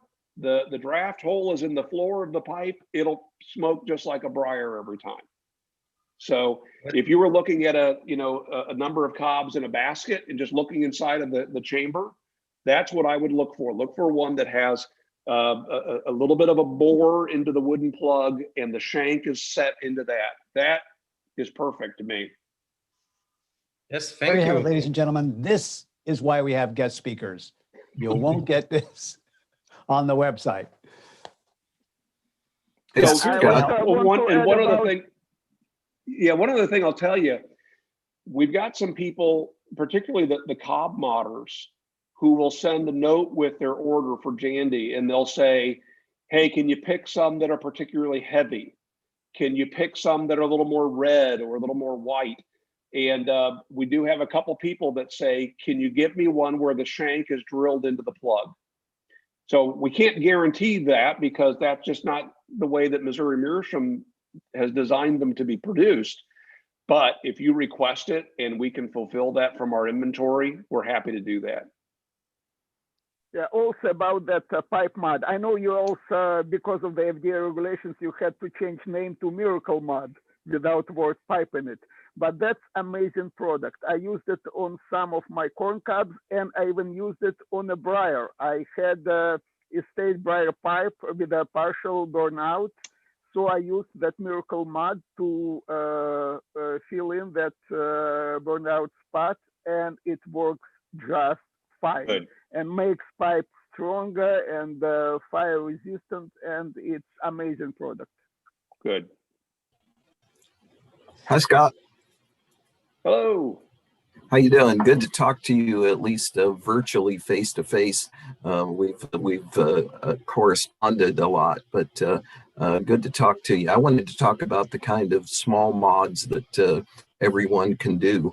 Of course, the ornaments are just one example of it, but at least for some years. But what I've got right here is one, because you are able, or on your site can you can order the bits separately, and I did, and so I took the just regular Morgan and put a white one in it. An interesting story at the St. Louis show, the last one they had before COVID. I'm walking the floor with this, and I'm at the Missouri Meerschaum table, and Phil says, "Hey, I really like what you did with that." And I forgot what I had in my mouth. So he said, "Let me look at that." And he said, "That's a really neat thing." He said, "I never thought about doing that before." So he says, "It looks elegant almost." So I thought that was a neat story that he. But that kind of thing that anyone with a cob can do just by switching out the stems, which was of course what happened with whoever came up with the Cobsby, which was a great thing, like a Bing Crosby pipe, and with a cob, just taking the which one would this be? Huck fin? So no, that one is a let's see, Missouri Meerschaum calls that an Eaton. We call that the Lady Godiva. Okay, yeah. So you take one of those and you put the slim instead of the royal bit in it, and it makes a nice long pipe, a little bit cooler smoke, and it looks neat. And then what you can do is, and I want you to talk about Tobacco Advent, how it's going in its initial stages, and tell the story of the origin of not just the name, but the Markwood Men's Breakfast Club. And I'll see if I can hold this up to where it shows up. That was the cornament from that year, and it's a really fun time for all of us to share. So thank you for doing that. So first, if you can say how that's going and tell the story of the origin and the name and the whole Markwood thing. Okay, so yeah, thank you for that, Kent. When I was a teenager, we got together for my aunt's wedding in Denver, Colorado, and it was the day of the wedding, and all the women, of course, were off getting dolled up. And so my dad says to his brothers and a couple others of my uncles, "Hey, let's go grab breakfast." And so all of the guys, my male cousins and uncles, we all went and ended up having breakfast somewhere. And I sat around looking at these guys that I've never been alone with like this. There'd never been a table of 12 Markwood men having breakfast together. And it was such a neat moment. And I remember as a kid saying to my dad at one point, "I wish we could get the Markwood Men's Breakfast Club back together." So when my son and I started thinking about doing our channel, we debated, well, what would we call it? And it just came back to me, let's just call it Markwood Men's Breakfast Club. So it has literally nothing to do with breakfast, but it's just the Markwood guys getting together. And on the few occasions where my dad has been able to join us, that has been so fun to have him. And he's my dad and mom are Southern Baptists. I was raised a Southern Baptist, and they don't smoke, they don't drink, they don't dance. The old joke, they don't make love standing up in case somebody sees them and might think that they're dancing. They don't do that either.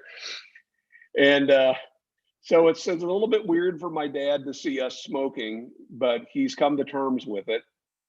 And it's been fun. Our 300th episode happened a month or so ago, and we had my dad join us via Zoom from Denver, and that was fun having him together with us. And then again, the whole tobacco advent thing was the reason why we started the channel, and that is the time of year that we look forward to, not only because we get to spend time together more so, but what we'll typically do in those episodes is we will draw a question out of a hat each day and answer that question. And sometimes they're provided to us by our viewers, and sometimes they're just random questions that we've come up with. And about half of them are related to things like, what's your favorite Thanksgiving or Christmas dessert?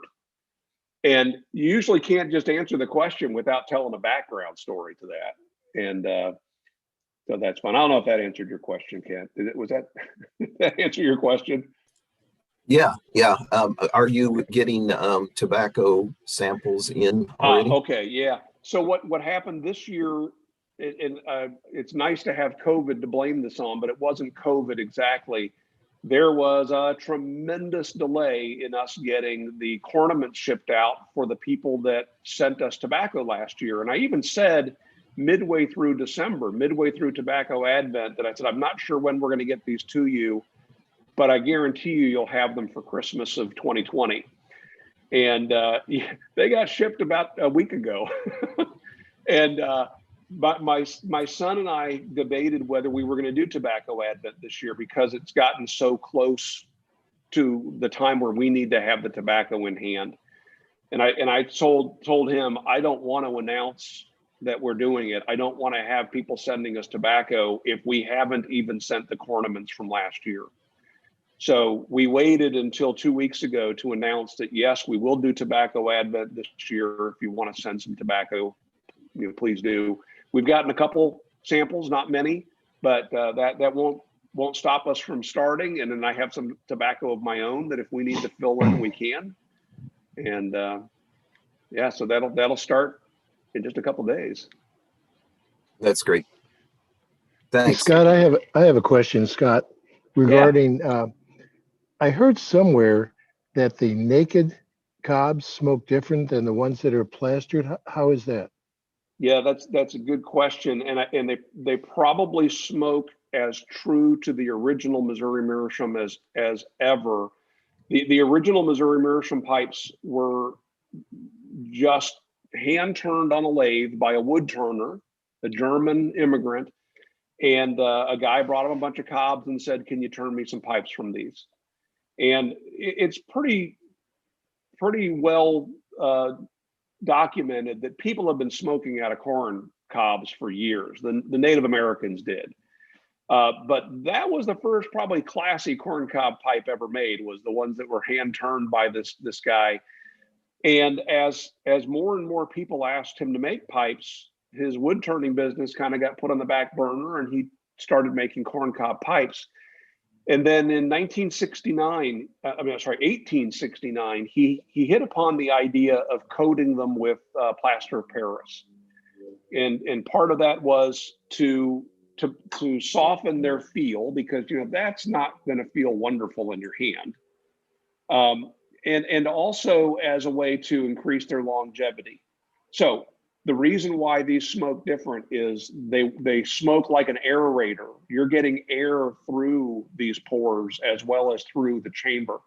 Now, how much? If this is big, wide open, you're getting most of the air coming in through here.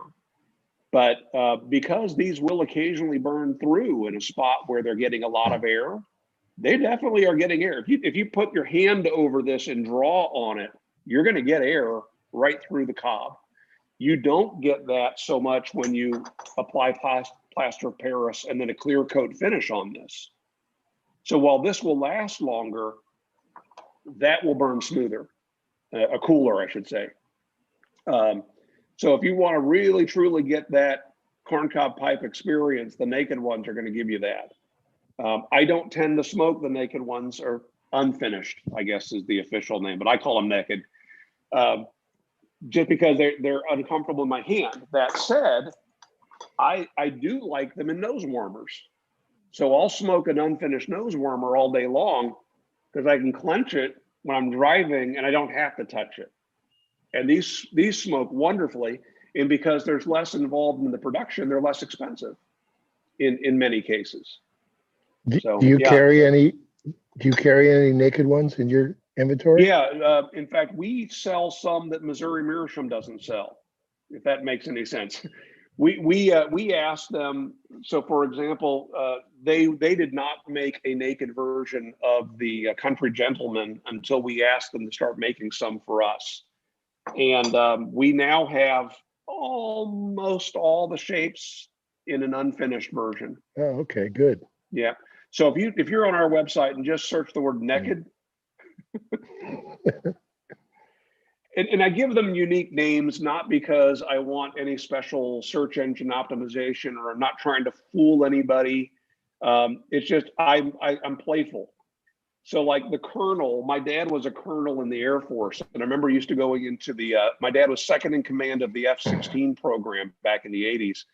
And I used to go into their boardroom that they had, and I would write on the board Colonel Markwood, and I would spell it with a K, like a kernel of corn.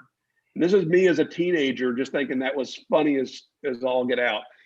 And so when we were looking for a name, the name Colonel stuck out, and I wanted to apply that to something. And so I gave that, again, which one is that? I guess it's a diplomat. I just gave it the name, the Colonel. The Lady Godiva, for example, is a naked version of the Pony Express. And what would you call a naked Pony Express? Lady Godiva. Why not? So there is a little bit of thought that goes into my silliness. That's here. clever. That's very clever there. Thank you. I like that. At one time, and I think I took this off of our website, our colonels in Photoshop, I added these little mustaches to the pipes, and just to be silly. And then I got people saying, "Hey, can I get one with a mustache on it?" So Jandy went out and found some vinyl mustaches, and for a while she would stick them on the colonels just for fun. But we don't do that. Well, being originally from Missouri, I used to stop by there all the time on the way home from fishing and drop off the extra trout that we had. But really nice people there. Really nice people. Yeah, good folks. That was awfully generous of you. Well, we ate enough while we were down there fishing. So Very good. Are you still in Missouri? no, I'm out here in Brea, California. Oh, Brea. Oh my goodness. And A they little keep different. asking, well, there's no snow really to speak of. You don't have to worry about walking out your front step and falling on your hiney. That's true. Very cool.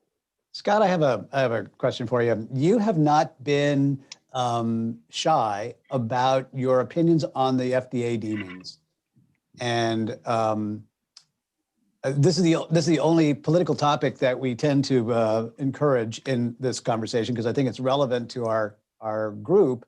But I'd love it if you would give us a top to bottom on what your thoughts are. My son and I drove from North Carolina to Chicago in 2014 for the Chicago Pipe Show, and the FDA deeming for the very first time had been released. And so we printed out that couple 100-page document, and on the drive from North Carolina to Chicago, we read that to each other, taking turns as we were driving and highlighting and circling and just trying to get our heads around it. By the time we got to Chicago, we had this document that we sat down in the smoking tent with a bunch of people, including Phil Morgan from Missouri Meerschaum, and said, look, this is what this says to us Are you reading this the same as we are? And the weirdest thing to us was the fact that the FDA was saying that a corn cob, a piece of wooden dowel, and a plastic bit was now going to be a tobacco product. And a kid buying this to stick in a snowman's mouth is now limited because this is a tobacco product. And it made absolutely no sense at all to us. But then, like I said, as we studied it, we realized that several of our products that we were modifying, the Magna Cob, we had a wooden version of the Magna Cob that we called the Magnata Cob, and our pipe mud would, as far as I was concerned, going to push us into where we would have to seek approval by the FDA. And if you look at the deeming, each and every single product that you sell has to be sent for testing. You have to pay for that testing. And if it goes to the extreme, it's about $100,000 per product that you would be paying the FDA to get approval to sell it. And now Missouri Meerschaum had the advantage in that they could argue that their products were grandfathered. And even their new products, they would argue, were basically just variants on their old product. And that's where they stand today, is that until they're told to stop, their new products are just their old products. But we did not bring those products out before, I believe it was 2007, which was the cutoff. And so we immediately stopped producing those other modifications that we were doing and the pipe mud.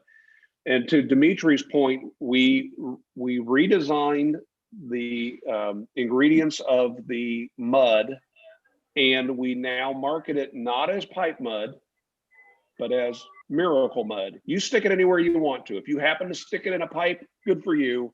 We're not selling it for that purpose, right?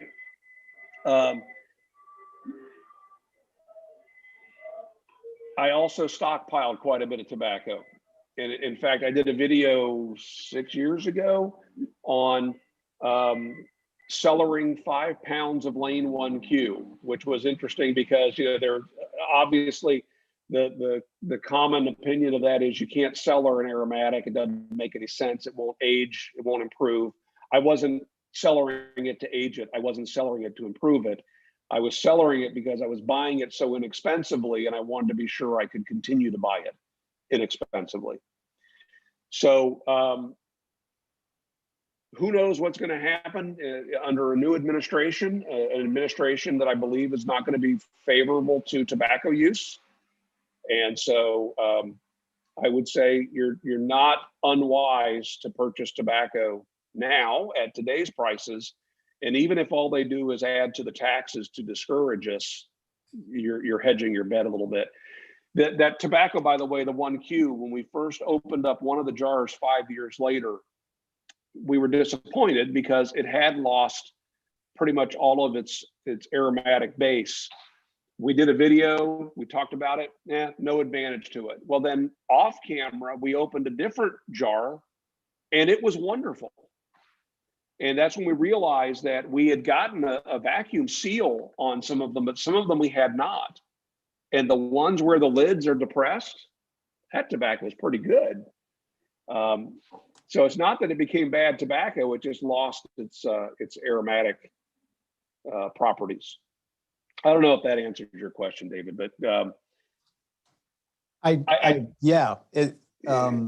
so I was curious about it because, as I said, I've been watching how forthright you've been with your, not just opinions, but also sort of as a business owner, what implications that has for your business. And even if, you know, us here in a club meeting like this are not business people, it's going to trickle down and affect us in terms of availability of tobacco products and whatnot. So, you know, yeah, we actually, we went out and we got a tobacco license. We don't sell tobacco. I don't intend to sell tobacco. That's a whole nother animal, obviously.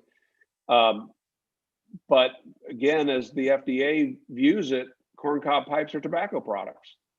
And so if they decide to clamp down, I at least am legit to that extent. And of course, we charge sales tax, but we currently don't charge any kind of tobacco tax on the pipes. But somebody someday is gonna realize that there's a financial advantage to them charging a tobacco tax on corncob pipes. So it's gonna happen. So what do you think, and I'm guiding us down to the last bit of our meeting time today, and I'm going to open it up again to questions, by the way, gentlemen, and there's a couple that have come over from YouTube as well. But on the topic of the FDA regulations and whatnot, your prognostication of what the future of pipe smoking itself might be, as affected by the deemings and other factors as well, just the social aspect of it. I've got 7 grandkids. Unless I leave them tobacco, I don't know that they're ever going to have an opportunity to enjoy pipe smoking. I was talking to my wife about this. I don't know if you guys remember John Kennedy having a bunch of cigars shipped to him from Cuba right before he signed the embargo. The people that make the rules will have plenty of access to the things that they don't want us to have access to. I don't think you're ever going to stop people from enjoying tobacco. It's a weed. We're going to be able to grow that weed, and we'll share seeds with each other if nothing else. I think that there's even going to be an opportunity here for people to sell casings, for people to apply their own casing to their homegrown tobacco. Why not? But you'd probably have to sell that as a food additive, not as a tobacco product. But it's to me, I'm not terribly optimistic about where the future of this hobby is gonna wind up. And if you guys know, if you noticed, it was all brought in under the guise of keeping our kids safe from bubblegum vaping products, and yet we were all brought in under that guise. Hey, while we're at it, let's throw in cigars and pipe tobacco too. It's not happy about it. Gotcha. Well, when we get together at the next time Chicago is happening, I have a feeling that you and I can sit down and have a pint and a smoke and a conversation about this. That'd be awesome. One question, just because I've promised the guys on YouTube that I would try to ask all those questions, is why is it that cobs don't ghost?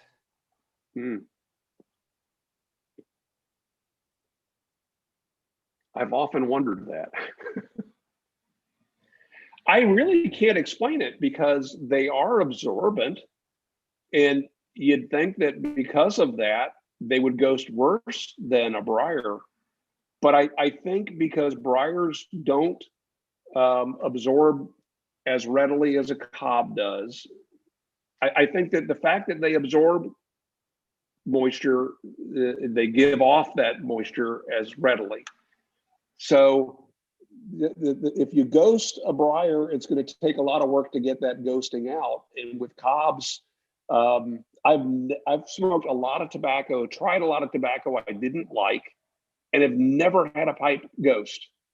And I've had briar pipes ghost. So I don't know what to attribute that to, except for to say that's absolutely true. And if you have briars that you love and you're going to try some tobacco that you're wondering whether you're going to ruin your pipe, go with the cob. And even if you do ruin that, you're out what, $10 maybe. But I don't know the answer to that. I'd love for some engineer to tell me how that works. I don't know, guys. Does anybody in our group know? What do you think?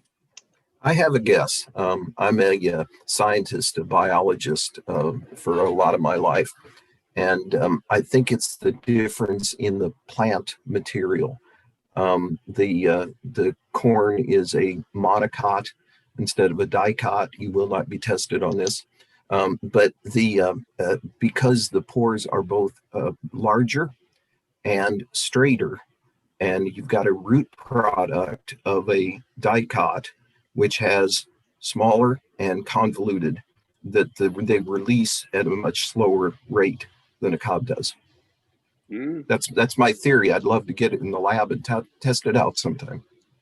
Yeah, that's actually would be my guess as well, because basically, in simple words, cobs are more porous, and the pores are open, like straight and open.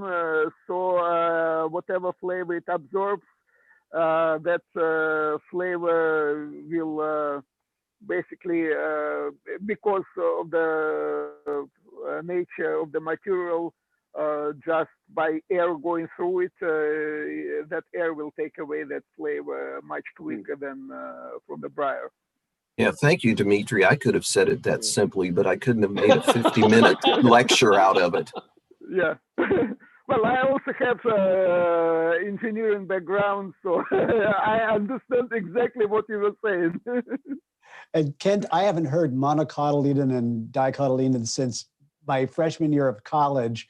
So thanks for bringing that up. That's awesome.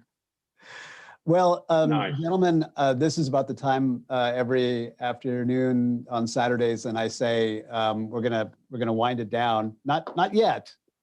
Don't freak out. But we got about 5 or 10 minutes to ask the last questions that you might have. And Scott, in case I didn't share this with you when I emailed you before, this is basically self-preservation. I know I've made a promise to my wife, and I think a bunch of guys have made their promises also, that we wouldn't disappear for the entire day.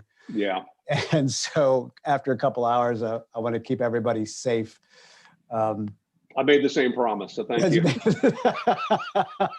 Because we can easily, with this group, I know we could easily go for a lot longer. So this is the time. Oh, before we do, let me just give a quick preview of what's coming up. Next weekend, Mike Marino from Cane Rod Piper YouTube channel is going to be our guest speaker. And after that, I haven't got the schedule completely locked in yet. So I guess I'll let there be some mystery, and you'll just have to tune in. I do want to give a huge shout out to the YouTube channel people, because that group is just getting bigger and bigger every week. And so I want to say thank you guys for coming. Shameless plug. If you have not subscribed to the channel, I don't know, do I have to call your mom? Like, seriously. So you can do that right now while you're sitting there. And that's all I'm going to do for that shameless plug. So I'm opening it up again to the floor. Like I said before, just throw your mics on and ask Scott your questions as we wind down the meeting today. It's not a question from me, but it's just the fact that you've encouraged me. I don't know if that'll focus, but that's my shopping cart ready for next week. I'll get my first corn cob. So yeah, I've been looking at trying to get one. Hey, so check yeah, out Aristocob.com while you're at it, would you? If you can ship to the UK cheaply, then maybe. We ship.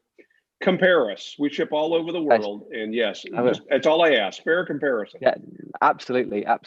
But no, thank you. It's been nice to learn a little bit more and add to the shopping. It's awesome. So, David, I have a YouTube question for you. Yes, sir. Do you keep an eye on your analytics? A bit, yes, I do. Because this is my second channel. I have another channel for my other life, which is doing fairly well. And so I learned a lot from that other channel about it. So yes, I watch my analytics.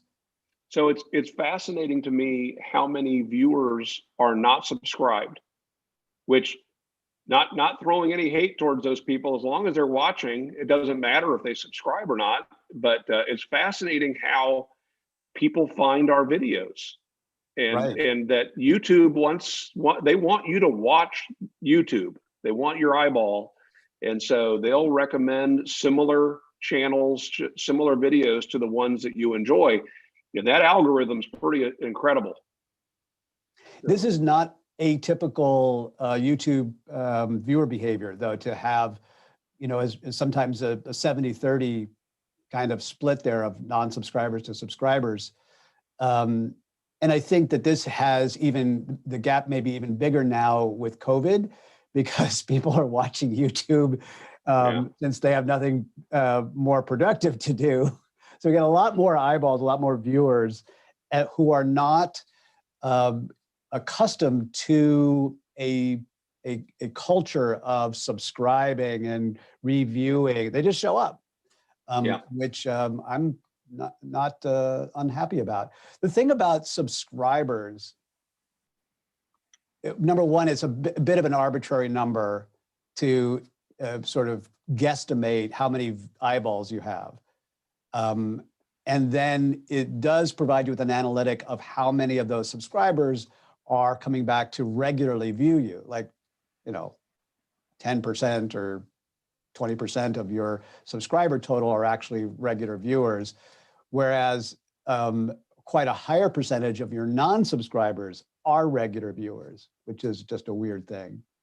Mm-hmm. Yes, obviously I know way too much about YouTube analytics. So I have another channel. So prior to becoming a trainer for a German hardware company, I worked for about 12 years for a power tool woodworking manufacturer called Shopsmith, which talk about, it's both a loyal audience and people have a visceral reaction to that. If you're a woodworker and you've written off Shopsmith tools as just being toys, it's like telling somebody you love corncob pipes who loves briars, right? But there's something about the underdog that I just love. So I have a YouTube channel because I worked for them for so many years, and those are the tools that I still own today. I started a channel just kind of to get some of the information out of my head. I needed to share it with somebody. So if you are a woodworker, I do not encourage you to subscribe to that channel. But if you happen to be a Shopsmith user, or if you're Shopsmith curious, check out the channel My Growth Rings. My Growth Rings. My Growth Rings. And that is, from an analytics standpoint, has been quite fascinating, because it's not a new channel, but it's only recently that I've actually started putting content on it. And I started putting one video out a week, and inevitably almost every video I put out, right after I make it live, I realized I should have gone a little deeper into this part of the topic, and the questions that I was getting made me think, oh, I should have done it differently. So I started doing a follow-up midweek. So I now put out 2 videos every week, the main video on the weekend, and then me cleaning up midweek. I think that's brilliant, to be honest with you. Like, every time I do a tobacco review video, I think 2 days later, it's like, I left out all the best parts. I need to go back and redo it. So yeah. So again, it's kind of a weird channel, but what's been interesting is going from really no subscribers and a 10-year-old channel that I was putting a video or 2 out a year. That channel is now growing 300 and some subscribers a month, and it's all a bunch of guys my age. So basically a bunch of old guys. Steph hasn't subscribed to that one because it's all men.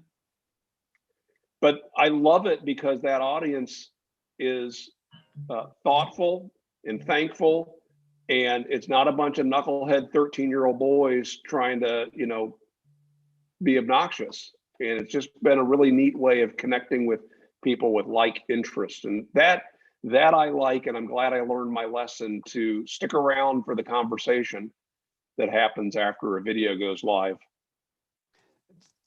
that's part of I think the miracle of this platform, you know, of social media, that a conversation can continue long past the point at which you made a statement, you know, and come back. And this is why, Scott, the whoever it was that sent you that email was smart about commenting back or replying to the comments, because it keeps the conversation going, sometimes for years. So true. One more question from the YouTube group. This is another. You have one more channel where you do song reviews. I have two more channels. Yeah. Okay. So talk about the problems. I have a channel with a coworker. She and I are really different. We're pretty far apart in age. She's African American, and so our backgrounds are different. Our musical styles are different, and we would find ourselves almost daily having some conversation about some song or some artist, and she would say, I have no idea who you're talking about. How can you not know Genesis? How is that even possible? And so we'll jump on YouTube, we'll watch a video, and then she makes some, oh, okay, you know what? I think that song was sampled by Jay-Z. Huh? So after a couple of years of doing that, we decided, well, let's just do this as a channel. Well, actually, it was a coworker of ours who said, you guys should be recording these conversations because they're hilarious. So we started this channel called Musically Challenged. Well, YouTube more or less shut it down because we were showing snippets of videos that we obviously don't own. We didn't monetize the channel, and yet the people that own the songs started shutting it down. And so we've very much taken a pause from that. But yes, we do have a channel that was a lot of fun to do. But we have to think of another way of doing it because YouTube, and I mean unceremoniously, we get a message saying this video is not in compliance and it's gone. And they didn't just hide it, they deleted it. And I can give that you happened enough a couple of times. pointers on that. I can help you out with that a little bit. I think. Oh, wonderful. Please do. Couple of ideas. Please do. So last call. We're going to be ringing the time bell in a moment here, at which point, as you might have heard when you're down at your local watering hole, you don't have to go home, but you can't stay here. So any last questions or comments for Scott before we ring out the gavel to the end of the meeting today?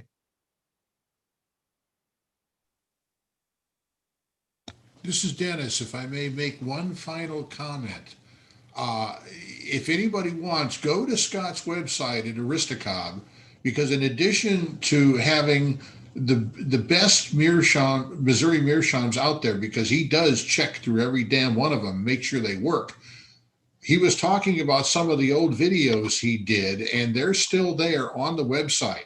So if anybody is curious about Cobbs in general, he's got how many, Scott? Dang, I'm scrolling down. You got 24 videos there, Scott.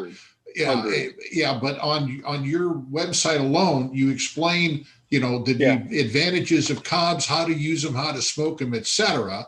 That we don't have time to go into in detail now.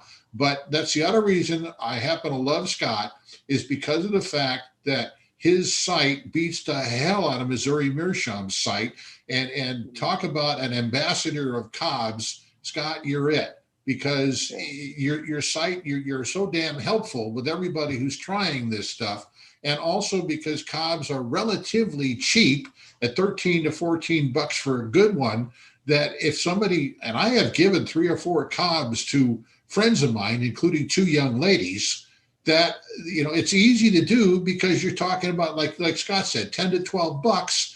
And if you lose out, okay, you're only in 10 to 12 bucks. So at that point, Scott, we appreciate you being around, because otherwise a lot of young pipe smokers wouldn't start, because 50 bucks for a briar is a little bit tough for a young person, but 10 to 12 bucks for a cob ain't that hard.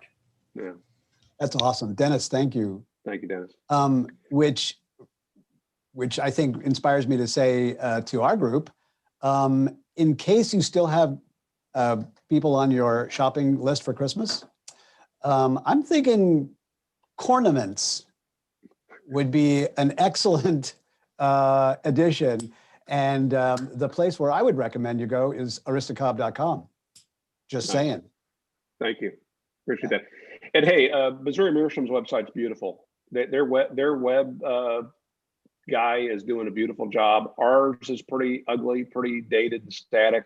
But what you will find is a little more variety, like Dennis pointed out. And I think that you will find that our shipping prices are pretty reasonable. And if you compare us, and that's all I ask, just compare.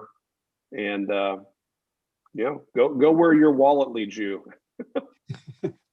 Scott, one last question. Would you come back and be a guest of ours again? How about I come back and sit in the audience? That looks like a lot more fun. Well, you're always welcome to do that. We often have some of the previous guest speakers come back and hang out with us, and that's a lot of fun. So anytime that you want to come and hang out with a bunch of other guys and just have a smoker, please do. But we'd also love to, I want to see your collection and talk about your Aristocobs and maybe get into that side a little bit. We didn't have time for that today, but if you wouldn't mind, we'd love to invite you to come back again. I appreciate that. Sure, be happy to. Well, my friends, that is the time. So this is becoming a tradition, Scott. I say this every week, but I say it every week because I mean it. Like, this is really one of the most fun times I have every week. I own up my own business. I work with a pretty big project, and I'm doing social media and content creation all week long. Then I get to Saturday and I get to just kind of hang out with a bunch of really cool people, David and Dimitri, and just everybody who comes, a wealth of knowledge. I learn so much every week.